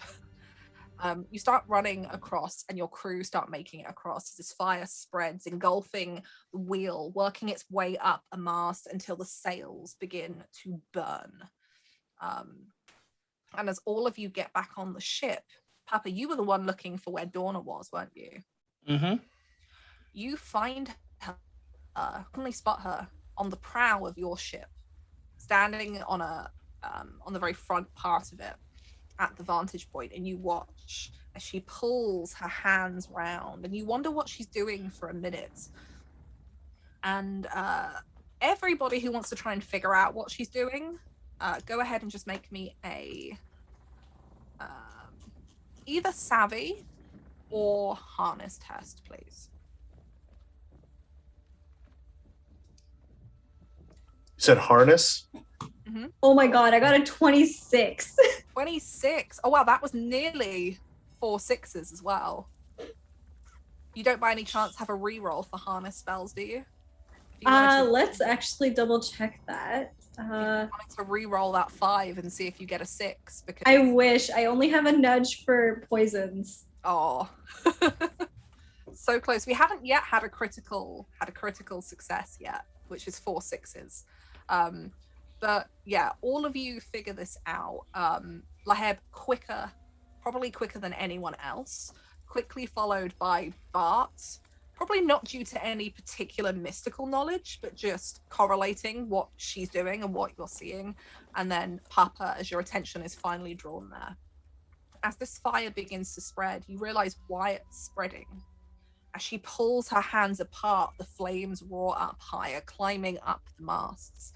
And as she pushes it, you watch as some of the crew your crew who are effectively trapped along those staircases, she pushes her hands apart and the fire breaks away, letting them through. And as soon as everybody is coming across the gangplanks, you watch as with one swift motion that even to look at gives a terrible shiver down your spine, as she just pulls her hands across and the flames blankets across the top of this ship. She pulls them up and it climbs up the masts. And as the ropes are cut and you begin to veer away, you watch as this ship on the water just burns. As men that are left, you watch jump overboard. And as you begin to sail off away from this ship, probably trying to make sure there's no more of those weird tentacle things in the water that like to make their way up board, you watch as in the background, this ship just burns. And it becomes just a plume of smoke on the horizon.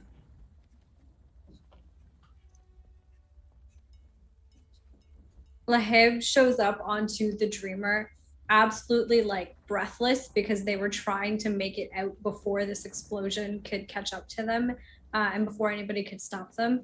And they just come, and as they stumble onto the deck, they sort of the bowl in the plaque kind of spills out of their jacket and it's in their hands. They're like, I told you we should have gone on there. And they have this like really satisfied grin on their face. I found this. And then they pull out the file. You found a bowl and some ink? But there's something about this bowl that evokes a memory. The way I'll bet that it does. Sharp's jaws clasp around this bowl reminds you so much of that figurehead that you saw in the darkness. Right. Cool. Let's just like, and Bart pulls the rag from the top of his head and like wraps it around the bowl and kind of like, let's just keep that covered for now. Okay. I don't know what covering it will do, but I know what I'm going to be doing tonight. And they kind of like swirl the ink or whatever it is, the black liquid around in the vial. Expect to feel it splash and hear it splash inside, like it would with ink, which is very thin and watery, but it doesn't. It's thicker. If you've ever shaken like golden syrup or any kind of thick syrupy like maple syrup, it almost has that property now you're looking at it. It doesn't so much swill as it just kind of climbs up the glass in the direction that you tip it and then leaves residue as it slowly sinks back down. I think it's around this point where Papa would walk up to Leb and whatever table is next to them, Papa's just gonna slam the tentacle down. Just this makes me like killing too much. And just walk away without saying anything else. Well, thank you for holding it. And they will take the tentacle back. Okay. Killing too much? It is still, it's stickier now. It's not quite as slick because it's dried. The blood has begun to congeal. It almost looks like it's already begun to rot, weirdly enough. Okay. Well, where are we off to? Nassau. Okay, you're in charge. Horn of Gold owes me so much money. Oh, come on. Wasn't that exciting? No, it wasn't. Not at all. I didn't sign up for this. Not at all. Not at all. Well, I don't know about you, but it's so much better than being in a cell, let me tell you. Well, I mean, anything's better than being in a cell. True. But I just consider your debt repaid, for all those months that you left me in there. So that wasn't my fault. I didn't even know you were in there. How are you gonna blame it? Set sail for Nassau. Just that is not my fault. Not you specifically, just the entire crew.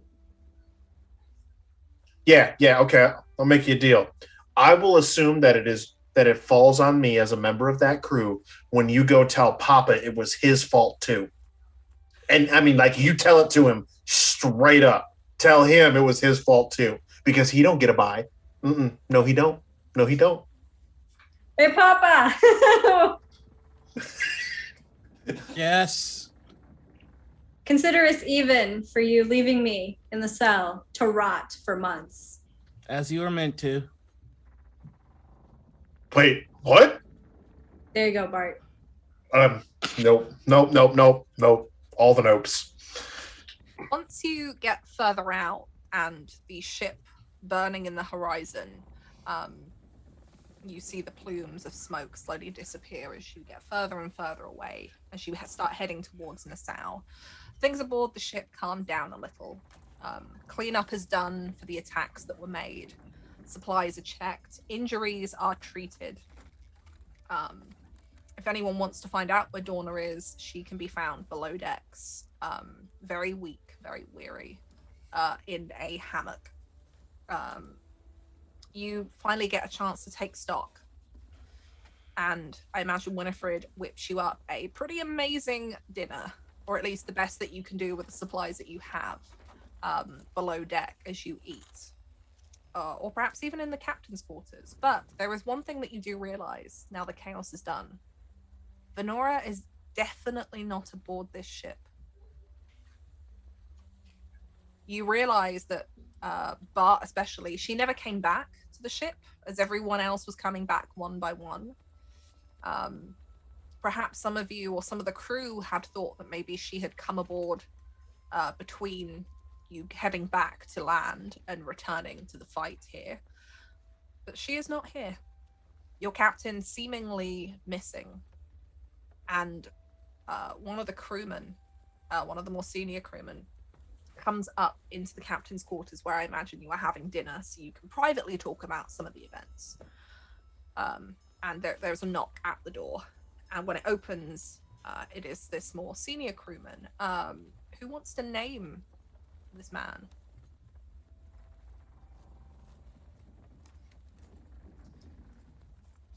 His name is Euros. Euros, okay. He comes in, and what do we see when he comes in, Hamner? What does he look like?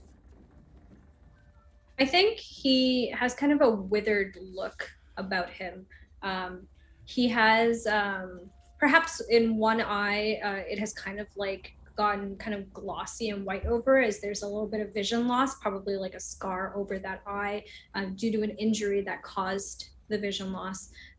He's got kind of like short cropped, like gray hair. And he's like very, like, I think like sturdy in his build. But even as he looks kind of, he gives off this energy of being very like steady and like strong as a person, but there's a tiredness, I think. There's years behind his eyes and in the way that he walks, that you can kind of see that he's been on the seas for a long time. Mm-hmm. He is a man with many years before the mast, and he comes in, and you can tell he stood as straight as possible. Maybe some point in his far history he was once a military man, given away only by his body language occasionally. But he comes in, and once he comes into the doorway, you watch his shoulders kind of relax as he hunches, exhausted. You can see a fresh cut across his cheek, and he pulls the bandana off of his head and kind of holds it to his chest. Forgive me for interrupting, but the crew want to know what just happened. What were those things? What was that ship? Where is the captain? Where are we? What are we doing now?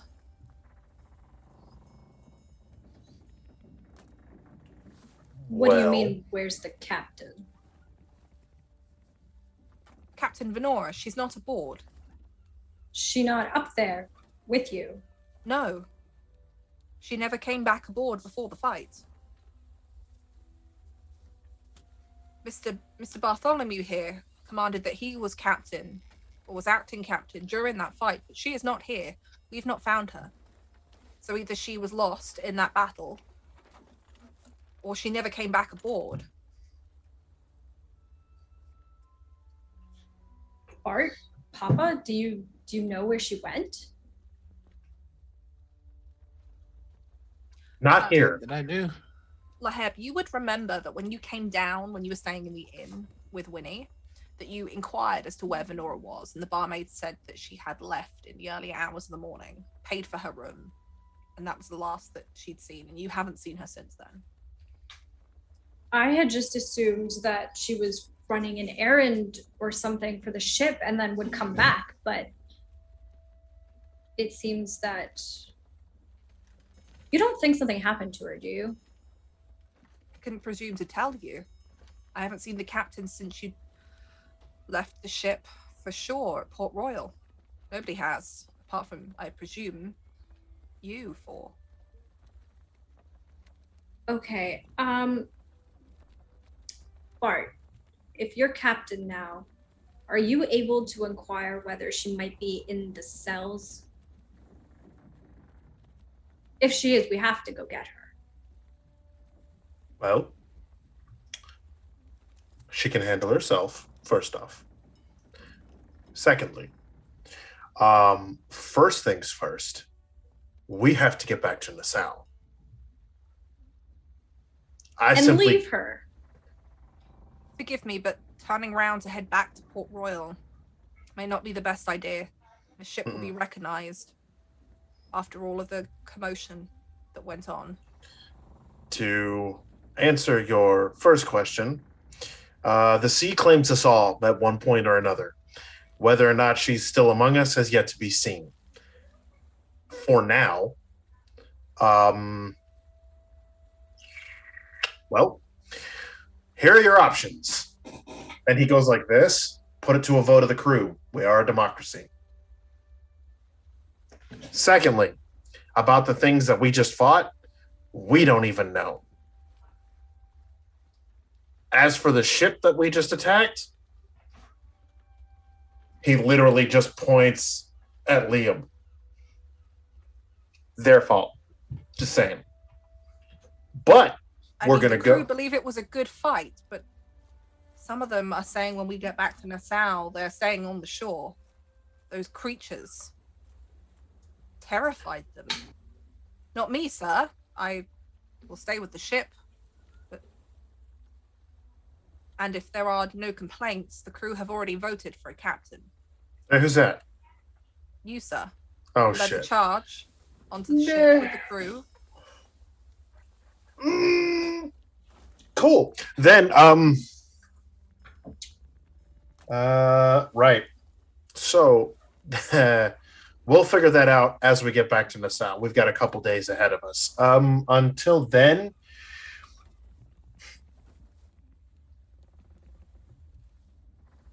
break out an extra crate of rum. The whole crew deserves it. On top of the extra crate that I already broke out. Yep. We're getting good and snockered. It's happening. Yes, Captain. And he turns and leaves, leaving the yes, Captain hanging in the air. I imagine that tonight is not the best night for investigating anything further that you found. All of you will be low on courage, probably quite drunk by the end of it, and everybody is exhausted. So for the sake of time, I will say that you pretty much get a full rest tonight. You regain courage up to your maximum, but then I need everybody, once you're back up to full, to take 2 off of that number. Don't like that. Are we in a state of drunkenness at all, or? No, I'm not going to account that for now. You're okay, between cool. the drink and the rest. You always regain courage when you have a full rest, which is 24 hours. Sounds good. But just whatever your maximum courage is, you lose 2 courage. Not from your maximum, from your pool, but Okay. As that night, once again, terrible dreams reach out to you. I need everybody to make me a harness test, please.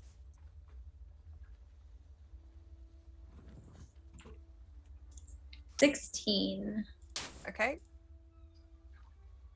17. And Papa? 21. 21. Okay. So, Bart and Papa, when you wake the next morning, you don't feel as rested as you'd hoped. Usually a good night's sleep is enough to calm anyone's nerves, but there is something about everything that has happened that just leaves you a little bit on edge, especially since you've just woken from a horrible nightmare and it's faded just as you finally come out of that kind of half asleep state. You can't remember what it was about, but it's the same cold sweats that you've had every night for many nights since the incident. Laheb, when you wake, you remember some of this dream as you wake in a panic because you dreamed again of being beneath that thick, inky water that stuck to your skin as something called out to you. And it's like it goes on further. In the dream, you see yourself accept the compulsion that you fought against as you swim deeper and deeper, and the voice becomes overwhelming. And as you look into the inky black, something comes out of it. Large, yellow, with a horrible, sickly glow to them. And that's when you wake up in a cold sweat. The view of cold, sickly yellow eyes staring out of an endless abyss, just fading from your memory as you wake to the swaying of the ship, the singing of work songs, and the smell of Winifred's cooking.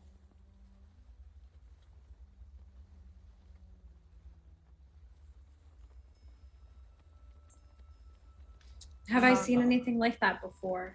Never. The yellow eyes. Never. But they're huge, bigger than you were. 2 of them peering out at you, like whatever they belonged to must have been colossal in size beneath that inky black. Everything's fine. You have a couple of weeks now of journey time, obviously, to get back to Nassau from Port Royal. So is there anything you would like to do while you were here on the boat? One thing that I will say is that you notice that for the entirety of this journey, you have nightmares virtually every night. For the most part, you don't remember them. Laheb, you get fragments. But every time you wake, it's like you haven't rested properly. And all of you, until you get back to shore and can rest ashore, suffer 2 less courage than usual, as you just don't seem to regain that little bit extra that brings you back up to that full feeling sure of yourself. But in the couple of the weeks you have here, is there anything you would like to do? So if we go around, if we start with Papa, is there anything across the course of these couple of weeks you'd like to do, or if there's anything you want to do together, of course? Yeah, he's going to head down to our favorite witch and just go. By yourself? Are you bringing anyone with you? Oh, he's going by himself, and he's just going to walk up to her. There's so much I don't know, and I thought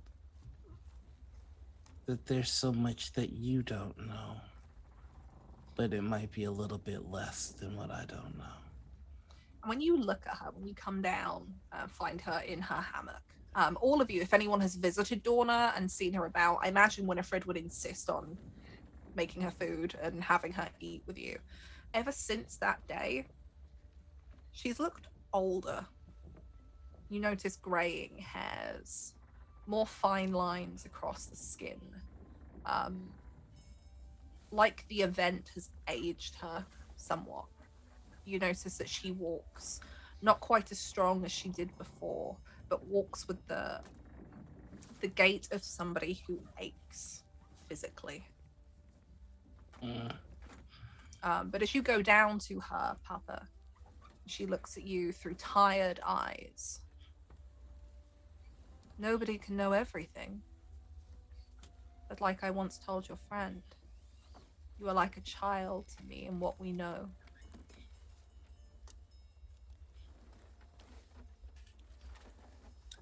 And is there anything that you're willing to show? Not This aboard child. this ship. I understand. Just know that this child is eager to learn. This child is too eager to grow too quick. I guess you recovered the figurine, the statue. I'd imagine that's what they found, yes? When you are ready to see if I can see what it knows, gather the others. Bring me the statue.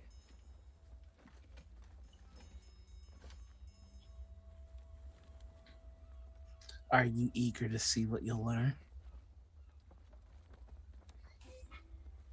Not what I'll learn, what I can confirm.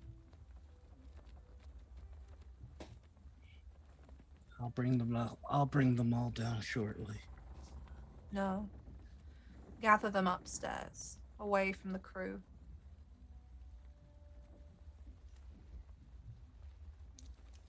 As you wish. And Papa's just gonna kind of walk up, find everyone, and just Bart, Webb, with me, to the rest of the crew. Pay attention to something else. They'll do wonders for your sanity. Wait. You are gathered, along with Winifred, in the captain's quarters. and Dorna enters a short while later. And I imagine you've got the figurine, on the desk, sat there. And when she comes in, her eyes just lock to it immediately. And there's a deep breath, like an anticipation, almost a fear in this woman who has aged in the short time that you've known her. And without taking her eyes off of it, she walks to you, Bart, and then they switch. She reaches into your pocket, pulls out the piece of rope that she gave you, and kind of picks it up. It's covered by her hand, and then she unfurls it. She regards it, and you notice that the 3 knots that have been tied in it, the one in the center is untied. You're not sure how, because the way that these ropes are tied, it would be impossible to undo that knot in the middle without undoing the other 2. She just smiles for a second and puts it back in her pocket.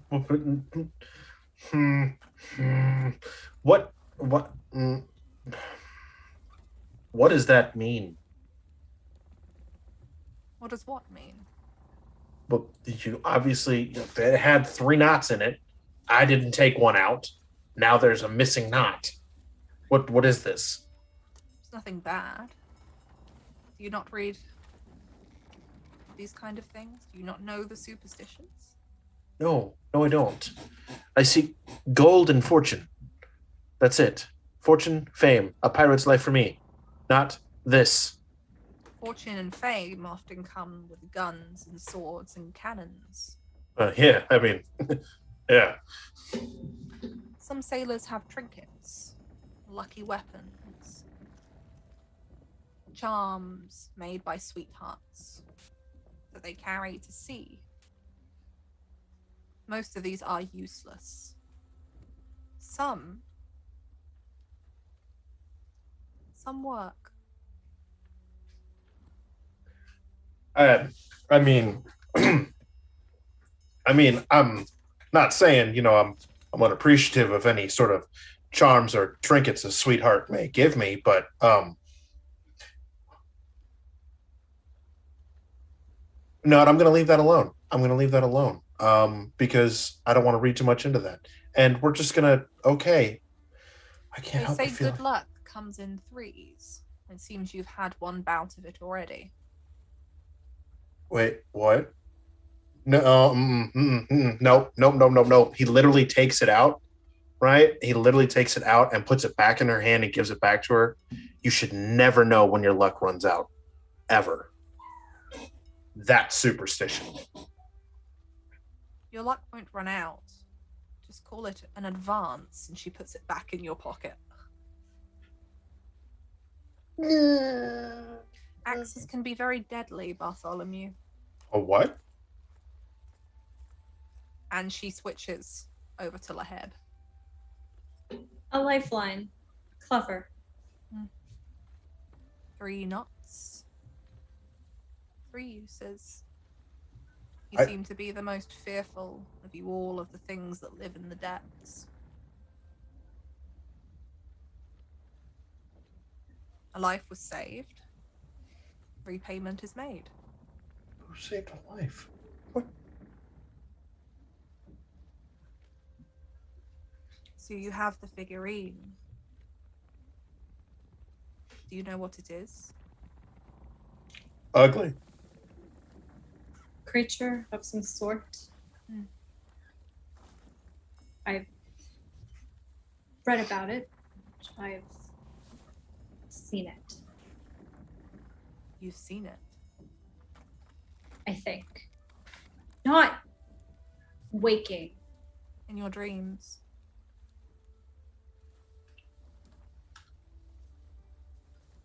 Their influence has grown.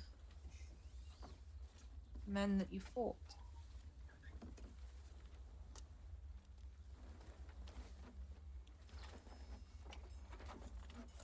Do you know anything about this? And Lahib pulls out the vial and just sets it down onto the table. And she stares at it Not too dissimilar to how Papa does when he's just regarding something. She picks it up. Curious. Do you know what it is? I can only guess, but I found it with this. And they pull out the bowl and the plaque and put that on the table as well. If you look in the cracks, there's a black substance there, and something tells me that that vial is the same. Mm. And Papa, as you look at this, the shape of this bowl with the shark's jaws resemble the figurehead you saw on the ship that night.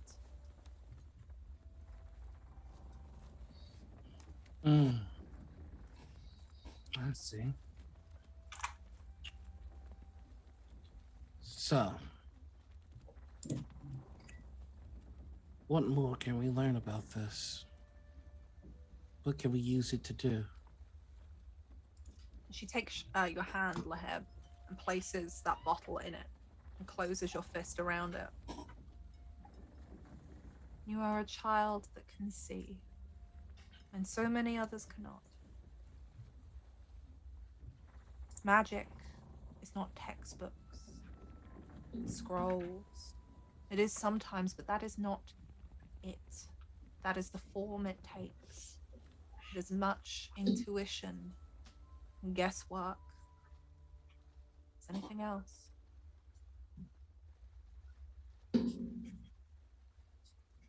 And if I play with it too much?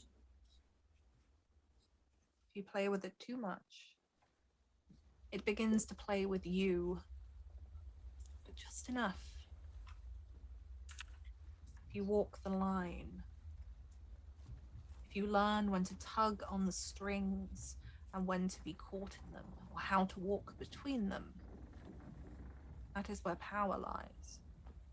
But it always comes with a cost. And she gives you this kind of knowing look, a tired look. And you sense that perhaps she's talking about the aging that has taken her recently. And as Dorna is saying this as well, I think Laheb's bruise that is on the side of their neck kind of starts to hurt a little bit more as well. And they look back into Dorna's eyes and say, I hope that whatever price you have paid was worth it.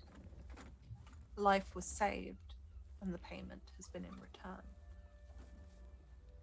And I promised you I would help you find answers for what happened to your ship and your captain.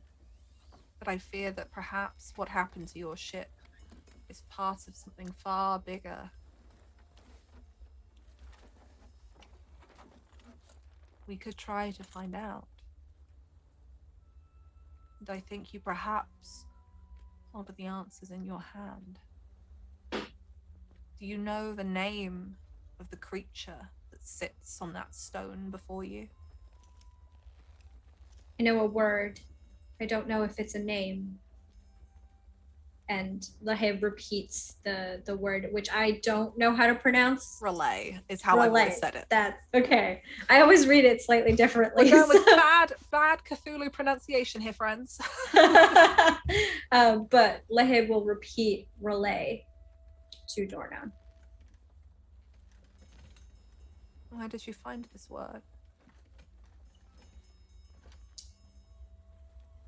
And Laheb will pull out from within their jacket the small black stone that had the carvings on it where they first encountered this word. On this. And she takes a sharp intake of breath upon seeing it. Where did you get that? Just gonna look at Winnie. And I'm sure Winifred can explain that she found it in her pot aboard the ship that must have been placed there sometime before the incident. And you see Dorna's expression fell into concern. Curious. Relay is the name of the house or in our tongue, probably better translating to tomb. A tomb implies that it's dead. There are some things so old, so terrible. They have transcended death. Death is merely a transition state. Things that were here long before man. Things that were here long before the sea, but now sleep under it. I do not know much. I only know what I have learned the past few months. But I can tell you that creature that sits before you on that grotesque plaque has a name.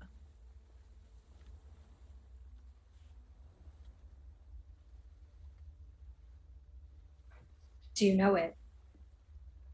Cthulhu.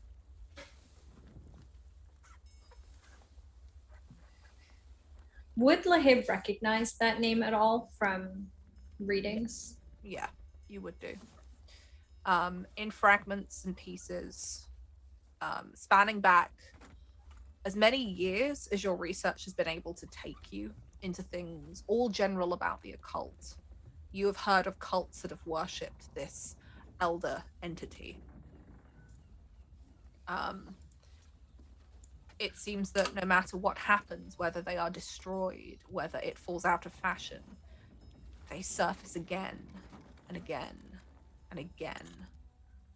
A cult that seemingly never dies out, where so many other great beings and gods, held and revered by many cultures and peoples, fade away into non-existence. This one always comes back up. This terrible being that sleeps from somewhere in the stars, older than this world.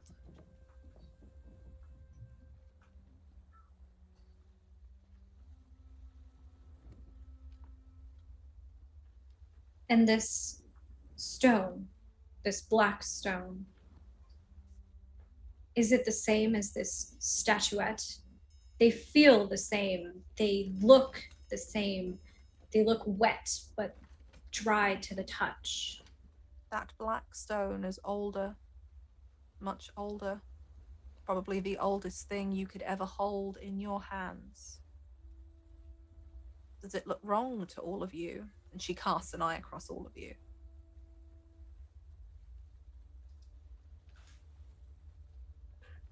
It's not quite right. What if I told you that stone was older than the sea? Nothing's older than the sea. A great many things older than the sea.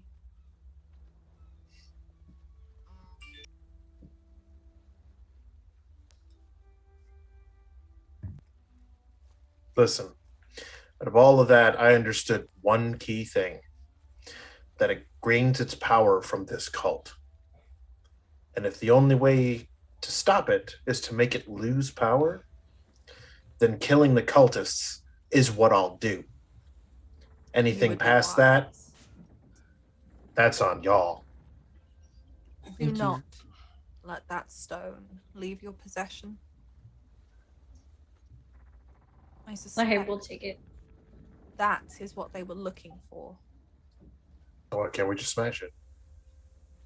How your captain came across it, I have no idea. I would perhaps start there, find out who he got the stone from, who knew he had it.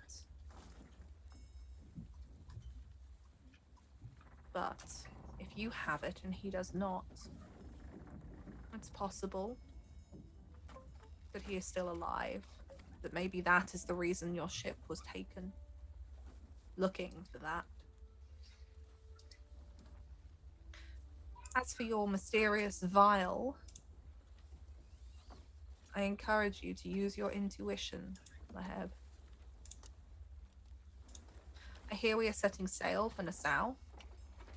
That is where we are headed.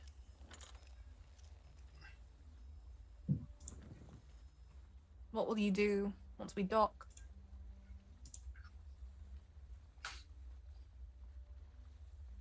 Honestly, I'm going to check in with my boss because I feel like I'm sailing rudderless right now. Will I be free to leave? You No spoke one's of another captain. No one's keeping Hey. you here. I will not work for Jennings, and I suggest you do not either.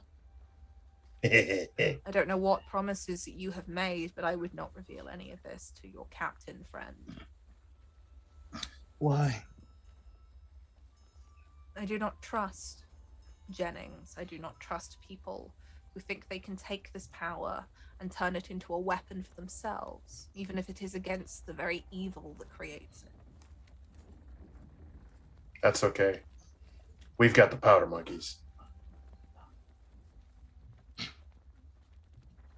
And she turns to all of you, regards you in silence. The debt is paid.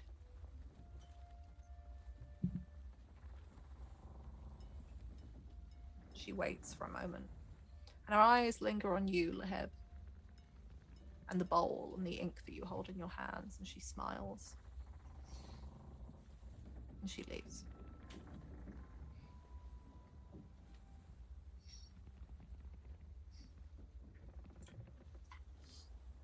I think in the time in between when this happens and in between docking at Nassau, Leheb is going to experiment with the bowl and the bottle.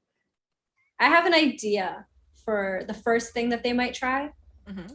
And it's so looking at how the cracks in the bone have this kind of similar looking liquid on it or in it. Mm-hmm. I think the first thing that Leheb is going to think is that perhaps the bowl housed this liquid and it kind of seeped into the cracks. So they're going to first try and like pour the liquid into the bowl to see if that does anything.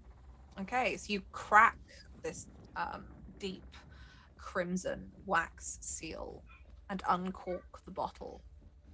And at first there is no scent that you get from this as you pour it, and it's thick, like treacle. And you have to hold it a long time for it to flow out of this bottle, but it flows out oddly clean. There's no residue left. You set it aside, and as it's in the bowl, the fragrance that it has wafts up. And it's the smell of salt, the smell of the ocean. And then underneath all of this, is that the lighter notes hit you first, is the smell of decay, of rotting flesh. The kind of smell that you would get if, after bad sea weather and carcasses wash up ashore, it's that underneath all of it. And it's thick in this bowl. And it sits there.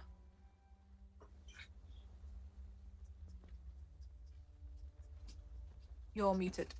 Yes, I realized that.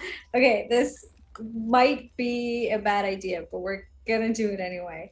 Leheb is going to take like the top of their like spadroon and just kind of like dip it, the tip of it, into the liquid, and then like pull it out. As you dip the tip in, it's almost like the liquid is have you seen how like liquids react for hydrophobic things where it just pushes away? It almost pushes away from the knife. And as you pull it back, it kind of sinks back. And there's no residue at all. Okay, here comes the bad part. Leheb is going to, seeing the way that it reacted to the metal, try again with their left pinky finger. You dip into this substance. At first, it does the same thing. It acts hydrophobic, it pushes away from the skin, but then it sinks back. And you see as it just starts to climb at the edges of your finger. It doesn't encapsulate it or climb up your hand, but it's almost like it's drawing at you.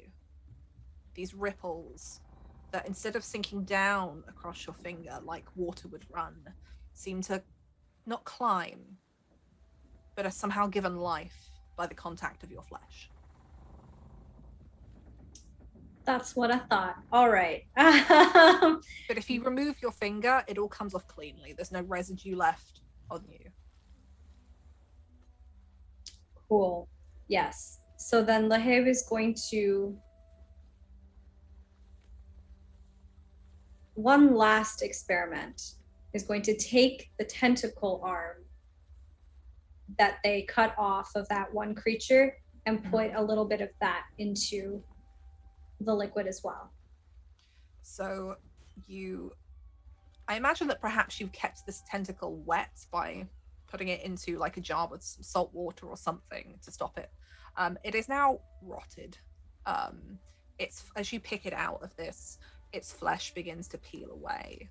But as you squeeze, there's not so much blood, because that would have dried and congealed.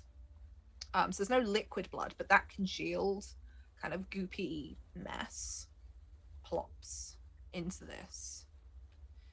And you watch as for a second nothing happens apart from ripples on the surface from this dropping in. And then suddenly it begins to almost bubble and roil and come to life in this bowl as this substance now moves and churns, almost like the sea itself, and is alive in front of you. Lahav is going to pull the tentacle out of the liquid. Hopefully the liquid will just come right off of it. It takes a moment as you have to hold it, but it all comes off cleanly. And then they're going to pour the liquid back into the vial and put the stopper back on. Really Are you quickly, alone when you do this, Lahav? I was just about to ask if we were in there with you. I was going to say, anyone who wants to be there is allowed to be there. I think Lahav would have mentioned to the group that this is something that they wanted to experiment with, and then left it up to you whether you wanted to be present for it. So, Papa, would you be present? Yeah, I'd be present. Bart, would you be present? You're muted. Cut. No, probably not, because Bart, if he was there, probably would have instinctively done the parent to the kid up the backside of the head. Quit playing with it.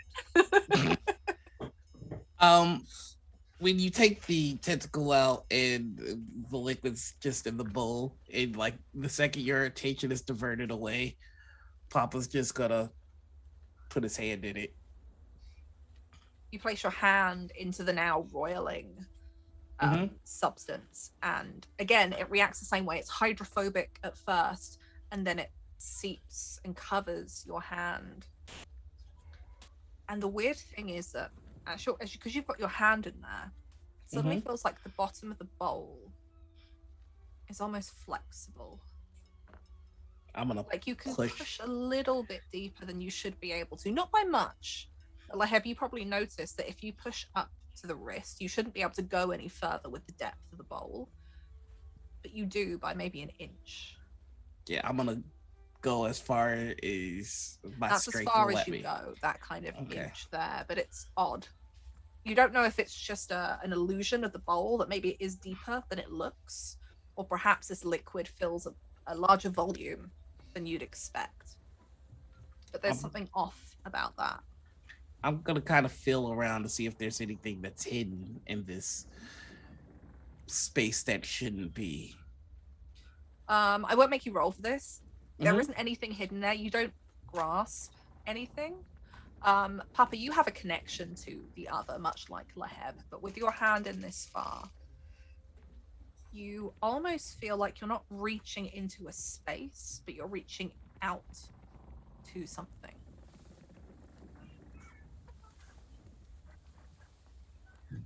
I'm about to do something that's powerful, stupid. Lahav, just very quickly, make me as you're doing You've these been warned. experiments, Make me a what kind of magic do you use? You use abjure, right? I use harness and study. Harness and study. I use abjure. Roll a studies test for me.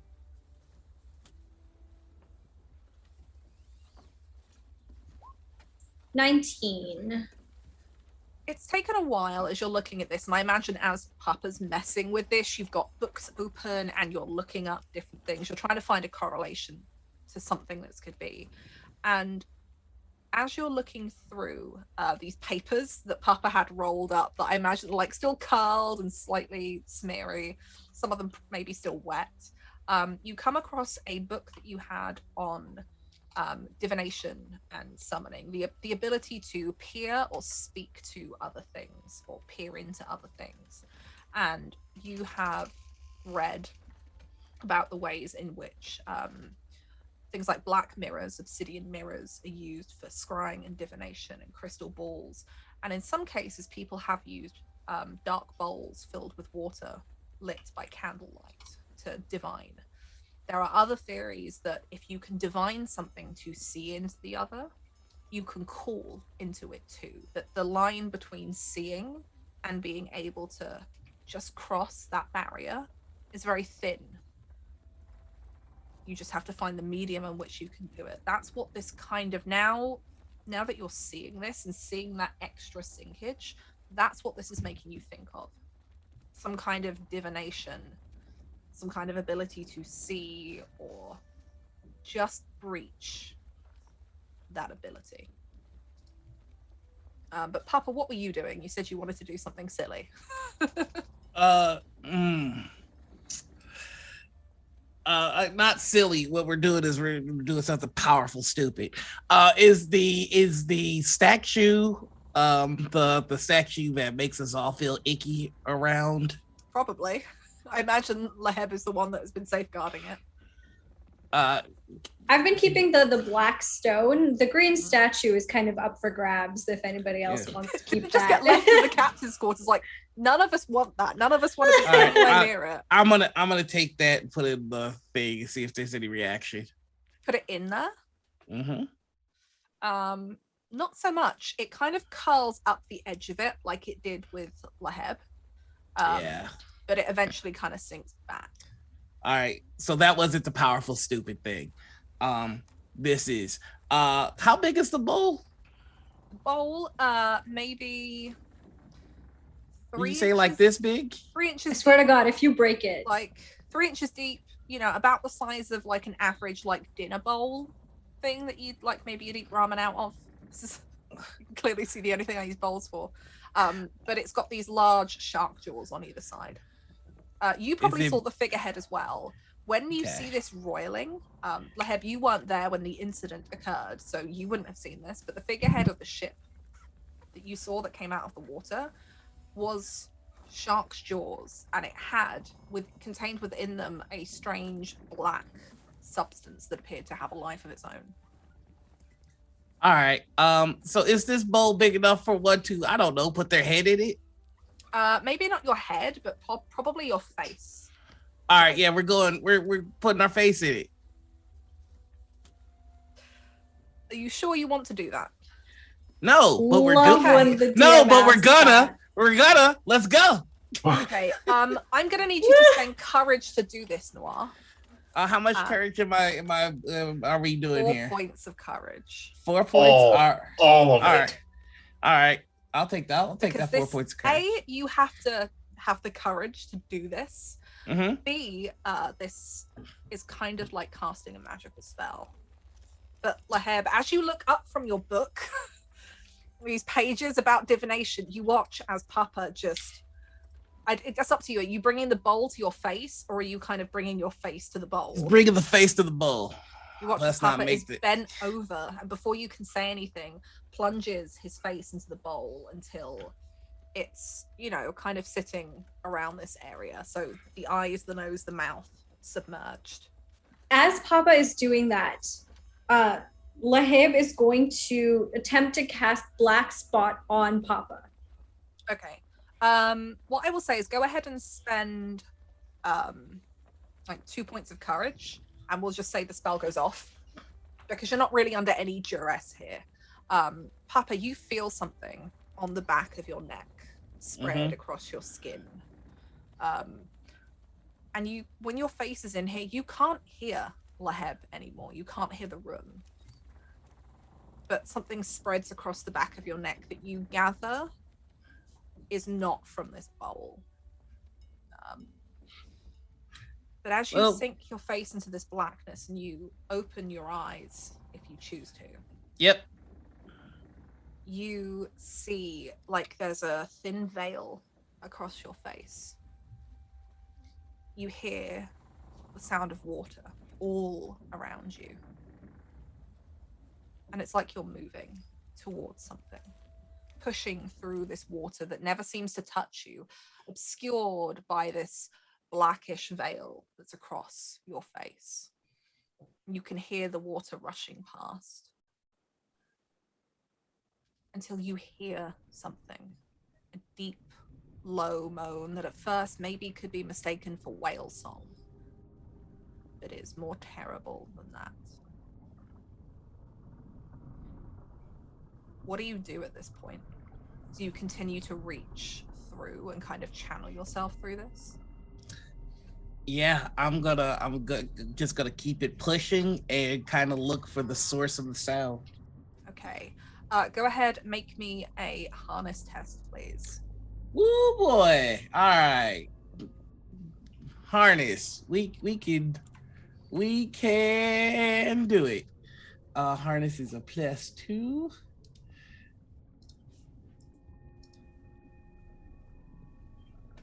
Well, is that with all your bonuses? Huh? I don't like how you're saying that. Yeah, I don't have any rerolls. Do I? Am I gonna die? What? Well, it's been fun, everybody. Papa, you lose another 2 points of courage. Oh. As you resolve yourself to push further and you find yourself deeper in the ocean than any person was ever meant to be. And there you spot, out in the darkness, behind this veil, something large, terrible, moving, as it calls to you, and you can feel yourself calling back to it. Or maybe you think it's the other way round. You're calling to it, and it responds to you.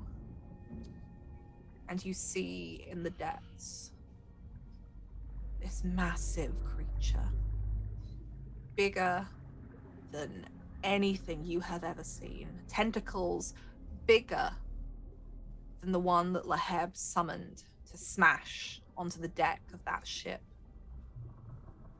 And it reaches out, it calls back to you,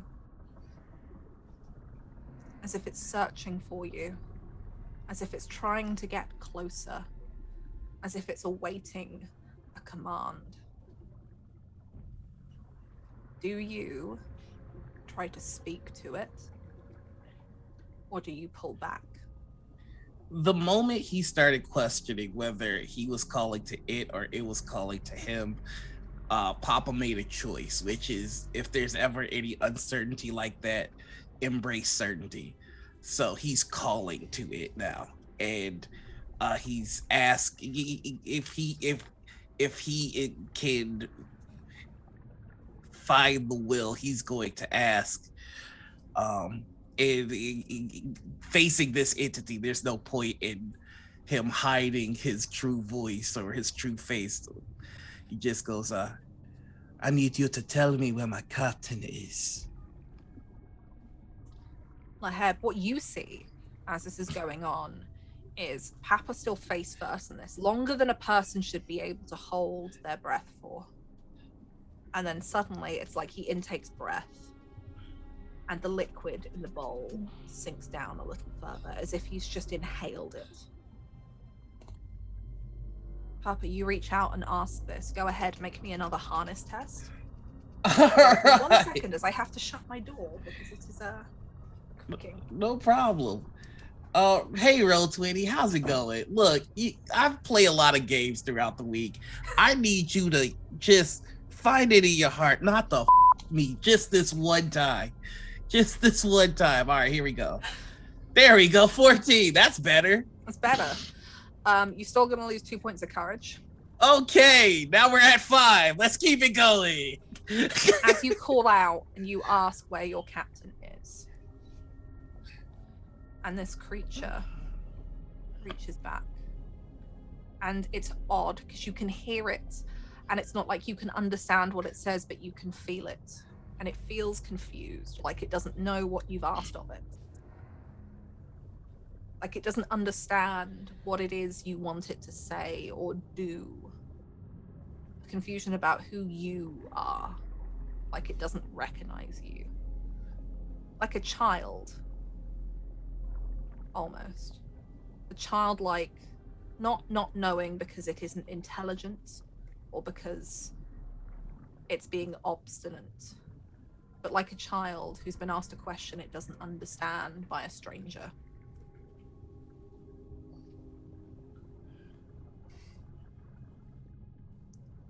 Well, you're just as lost as I am. You don't think, judging by what you feel, that this is the same entity, just from how it looks, as the one in that statuette. All right, I'm getting ready to do something even more powerful, stupid. Who's ready, baby? What are you asking it, Noir? I am asking it to show itself. Okay. Go ahead, make me another harness test. All right, Roll20, just this one time, just please. Can I get at least one die to hit a 6 for sake? All right. My +2. Here we go. Hey, now we're talking. That's way better. Yeah. Okay, you're still gonna lose 2 points of courage. Fuck. Catch it that time. All right, we're at 3. Let's play this dangerous game. The sensation of this is horrifying. You're so far beneath the water that you can't even see the sun. You have this veil over your face and this dark shadow ahead of you. And as you ask it to show itself, almost too timidly for a creature the size that you think this is, you feel it coming closer to you. 2 large eyes look back out at you, dark. You see tentacles, larger than any ship you've ever seen, stretching out beneath this creature. As it effortlessly moves up, closer and closer, and you can never quite get close enough to it because you're not there. You don't understand how this works. And you hear it ask back, like a child. You understand, not that you can hear its words, but it's just the feeling that you get in your chest. Who are you?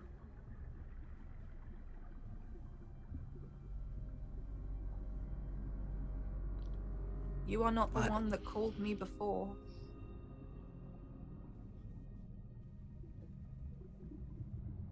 My name's Adrian. It's nice to meet you.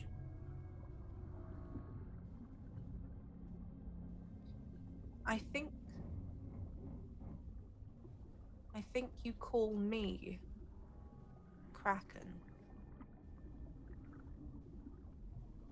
It's nice to meet you, Kraken.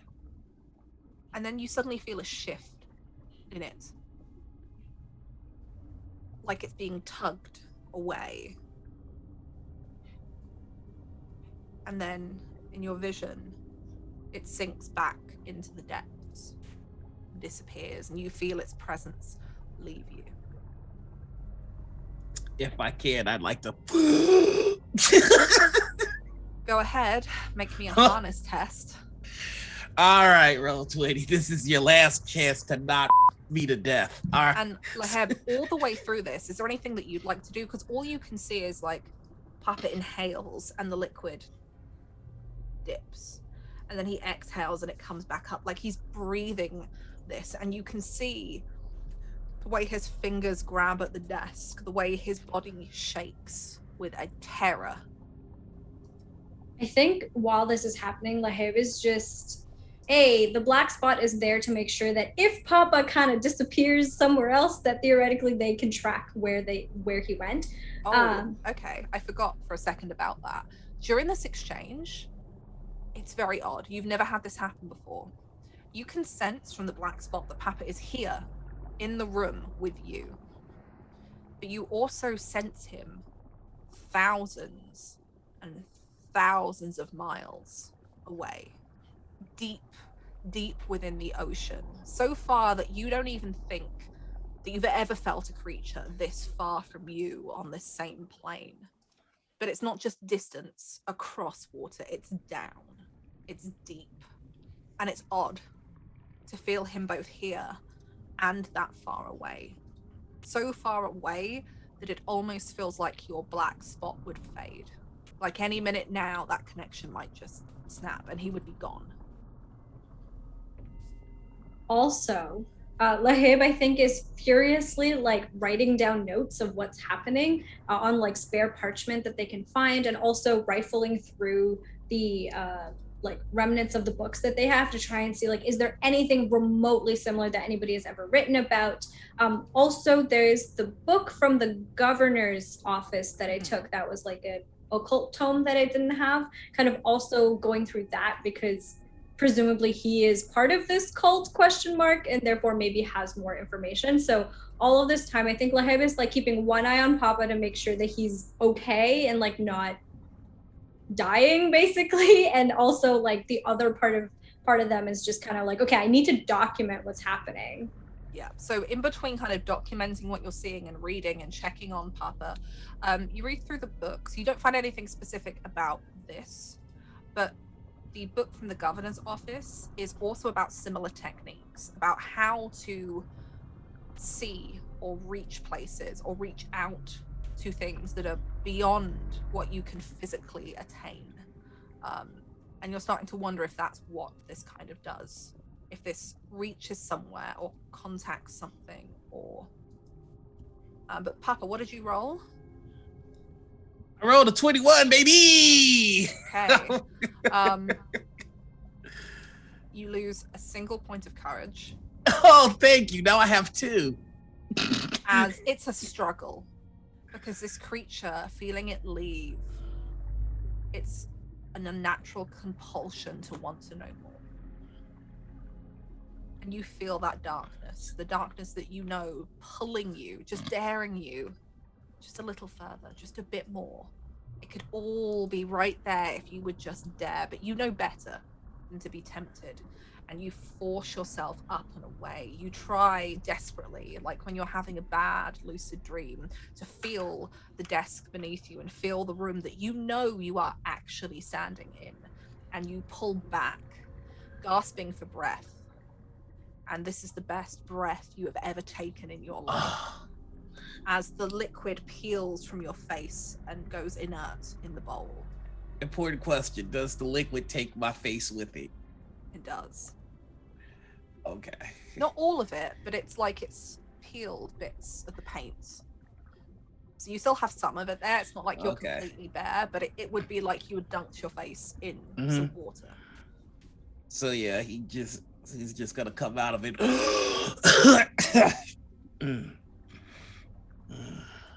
Papa, what happened? What was down there? Just the sweetest little soul. Somebody who's being toyed with from the sounds of it. It's at this point, Papa, you realize that you are shaking. You're trembling. Although you yourself are used to the darkness and perhaps it doesn't disturb you in the same way that it would anyone else who would probably be white as a sheet at this point and passed out on the floor. Although your mind doesn't necessarily affect that way, your body, your mortal body, is taking on this effect for you. Oh, it looks like I could still be terrified. That's good news. What did you see? The dark. A lot of it. And in the dark?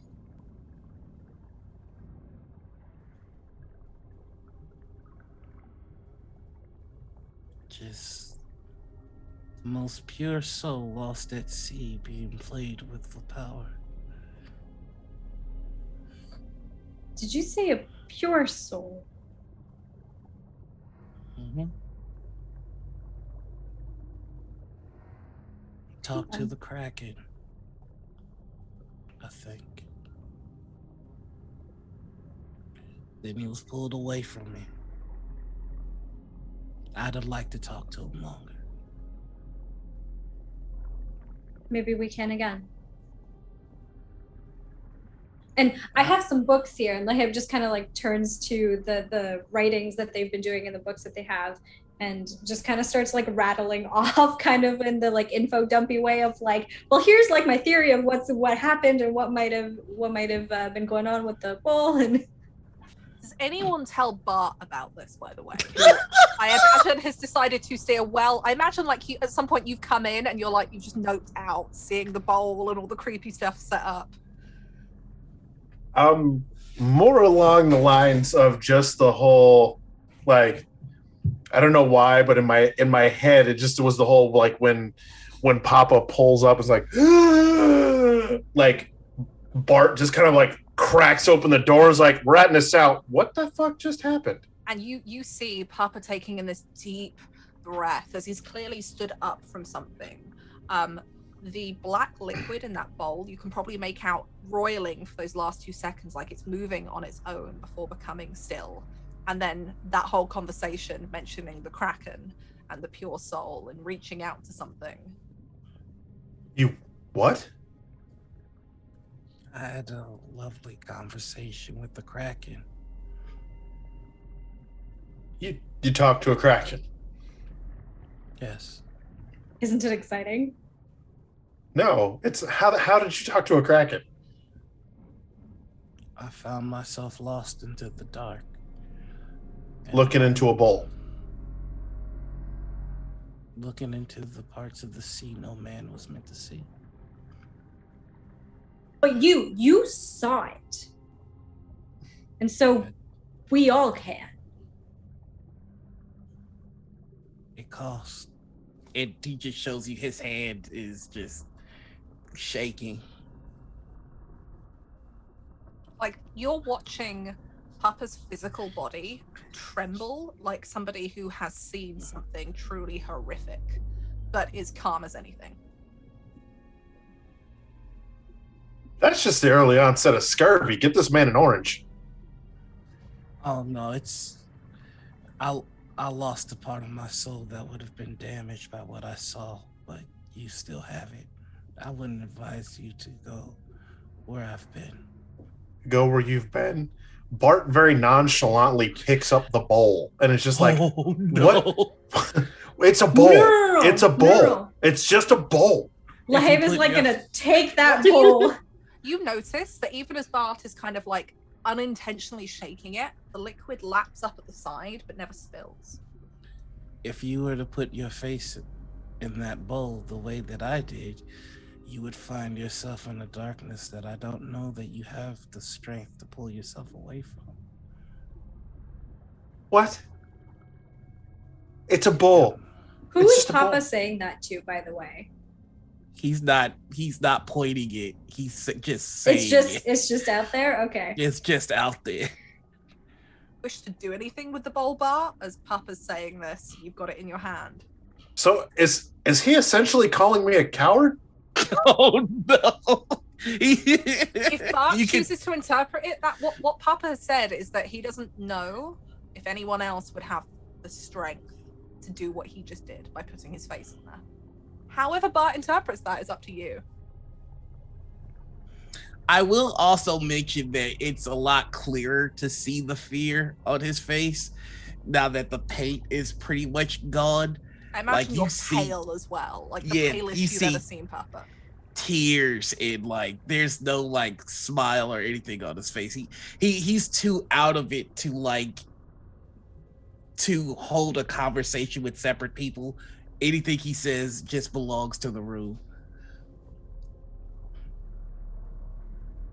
And the fact that his face is off and he's not Yeah, freaking no, I out just is nothing. like Bart just doesn't know what to make of this. Just kind of like it's a bowl. It's just a bowl. A bowl It's a with some bowl. black liquid in it Some black ink. that vaguely If it's reminds you just- of the figurehead of the ship that you saw the night of the incident. Yeah, that's yeah. If it's just a bowl, just give it to me. No.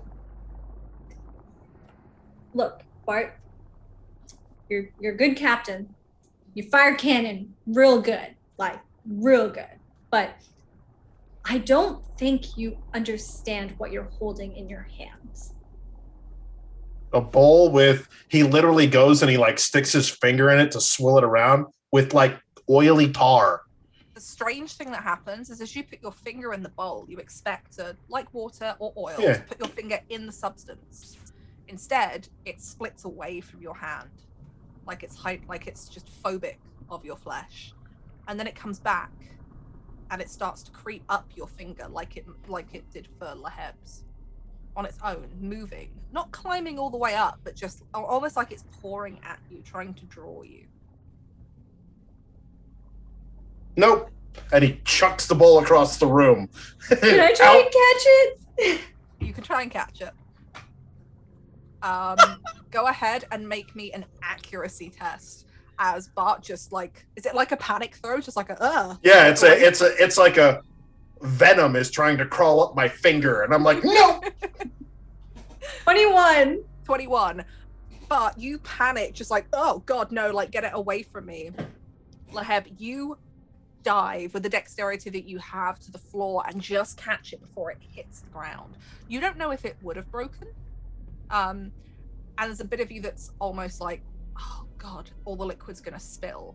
But you notice that even as it's been thrown up in the air, whether it's the luck of centrifugal force or something about that liquid, not a drop spills. It again lips up the side of the bowl and kind of just folds on itself and slowly comes to a rest again in your hands. It's almost like you've almost put your face in it and catching it, and you're now looking at this bowl with the liquid pooling on the lower side. Okay, Bart, I told you, please, just be careful next time. Yeah. He's just like he is just dead set blankly staring at Liam, like just like get it off the ship. You all hear a call from the deck as a crewman kind of doesn't come into the door, but like puts his hand on the outside and shouts in. We're nearly at port, sir. We have another ship coming up on our starboard side. Great. And that is where we will end the session for tonight. As you arrive back in Nassau, I imagine that like you've been experimenting over those 2 weeks, and that's just like the one thing that finally created an effect. But that is where we'll leave off for tonight as you pull into port and another ship makes its way along your starboard side, signaling at you. So we now have Bart as a captain. You're back in Nassau with who knows what's going on. You apparently have spoken to a kraken, Noir. And one thing that you will all get, and I'll let chat know, is that all of our characters will level up for the next session. We were going to do it last week, but it seemed a bit weird to level up mid-combat. So everyone might get some new, some boosts to their stats, maybe some new skills, and our spellcasters might get some new spells. Yeah. You know, I just wanted to be a role model and really push the idea that if you have a magic artifact that you don't know what it is, just put your face in it. Yeah, totally. The one thing I love about all of you guys is that you're just like, oh, there's a thing that we shouldn't touch. Let's touch it and see what it does. And it's GM's dream. No. Don't say all, because we're not all about touching everything. We're not all about touching everything. Okay, Bart's about throwing things. Put your face in it. That's our As theme Susie song. said, always hit the big red button. Let's go around. You can let us know who you are, where we can find you, and if you have any favorite bits from tonight's session or theories that you're starting to come up with about what may have happened. So if we go backwards the other way from the overlay, we will start with Hamna. Hello, everyone. My name's Humna. I use any and all pronouns. Today, I was playing Lahib Zuffer, who is a seeker. And I think, honestly, my favorite part of today was just like all of it. I don't know. It was so fun. I really enjoyed being able to have some corruption forming from my magic use. And the whole bit with Papa Sadsoul going into the abyss is great, and that's not going to have consequences at all for the future.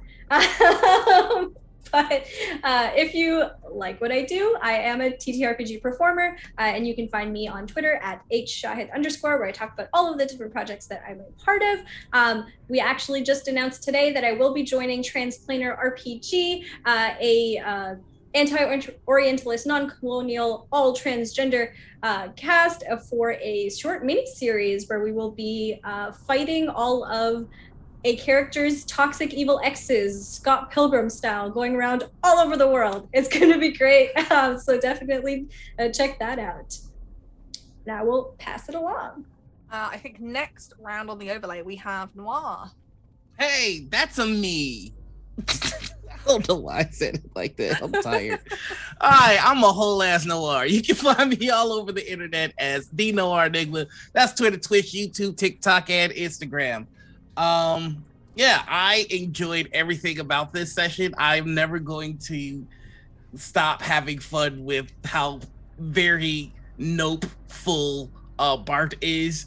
And Lev is like, is like a different sort of reckless than Papa is, and I just love their two recklessness being in the room together, causing chaos. Like, I love that he's in this bowl full of like this dark liquid for far longer than he should be, and Lahab's just like, time to take notes. Let's not see if he's alive. Let's see what we can gather from this.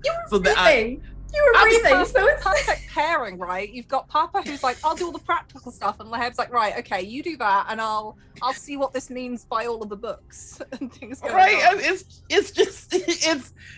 they should not be allowed to be in a room together, but it was a terrible amount of fun. I just loved everything about today's session. As for where you can find me, oh boy.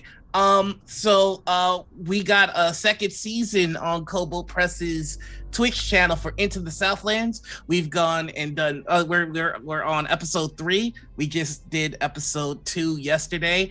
And I'm challenging anybody to watch those 2 episodes because I'm doing something and I want to see who's going to be the first person to notice. It's like a little Easter egg fun thing that I've got planned. It's super simple. You don't even need to watch all the episodes to pick it out. Also on Wednesdays, you can find me over on Faith Forge Academy for Scarlet Citadel, another Cobalt Press game. And then on Thursdays, you can find me over on Pixel Circus for kids on bikes, or our Trouble in Techbird game. We just committed a little bit of kidnapping, and we might have like borrowed a cop car without permission. And then we might have put somebody in a room with no exits, with a giant hug monster that we created. It's interesting. Last 2 things here. This Saturday we have Morning Ritual. Our guest is going to be Sharif Jackson from Rivals of Waterdeep. And if you're going to be at Gen Con, please check us out. We're doing Morning Ritual live, so you can come hang out with us live in our first live show ever. I am terrified. Our guests are going to be Breedo and Persephora. So yeah, hang out with us after Gen Con. Like, I'm trying to take as many of my friends out to karaoke as possible, so let's do it. But that's me.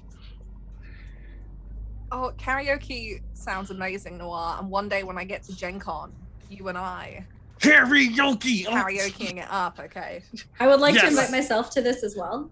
You're all like, I demand that everyone that I play with or talk to on Twitter or anywhere come sing Disney songs with me. Heck yeah. And last but finally not least, we have Kurt. How's Hi. it, friend? Hi. Yeah. I'm Covenant the Horrible Alchemist, also known as Kurt. You can find me there, everywhere. I am a variety streamer for the most part. I do video games, and yeah, big Fallout nerd. And I'm just happy to be here. But aside from that, as far as this evening, I am deathly concerned that I am the only rational thinking person in this entire crew. And hopefully Winifred will be able to back me up in the future, as the two mischievous children seem to constantly be getting in trouble and don't seem to understand don't poke the bear. But that's awesome. And you can find me on my channel streaming all kinds of different video games.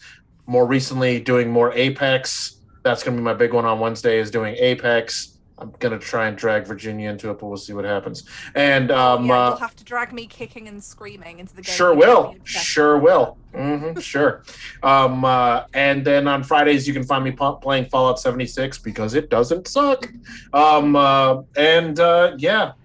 about.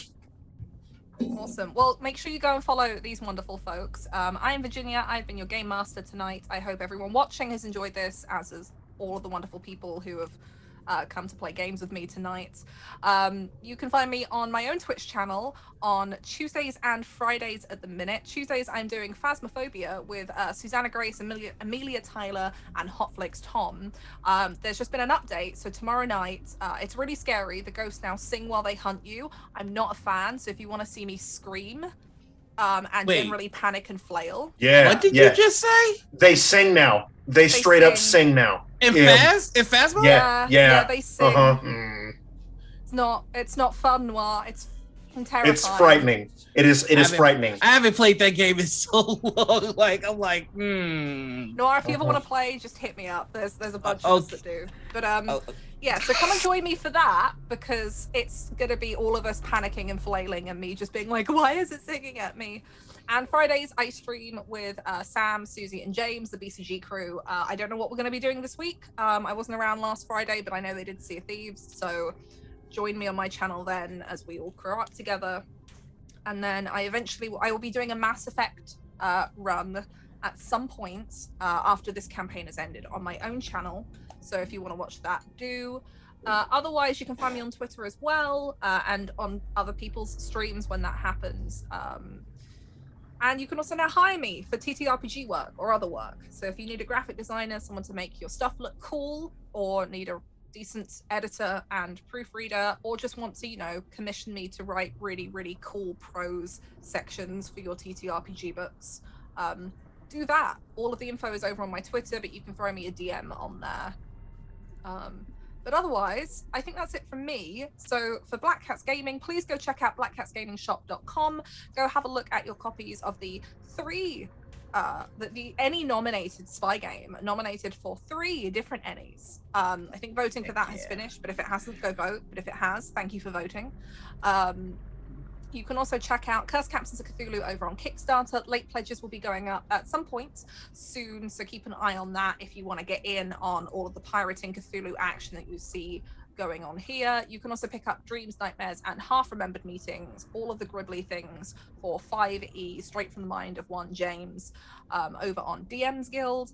And I think that is pretty much everything. Come back here on Wednesday to watch Sam play Ironsworn, and Thursday for the one-shot streams that take place over here where we play some TTRPGs. I think I might be running something this week to do with zombies, so there's that. Otherwise, I don't know if we're raiding anybody. We are raiding the Longest John's Gaming. If you don't know who they are, they're an amazing sea shanty band who often play Sea of Thieves and go around singing at people. They are fantastic. Please go in there, show them some love and support. Great music, great gameplay. But otherwise, we will see you next week back aboard the ship for more chaos. Bye, friends. Bye.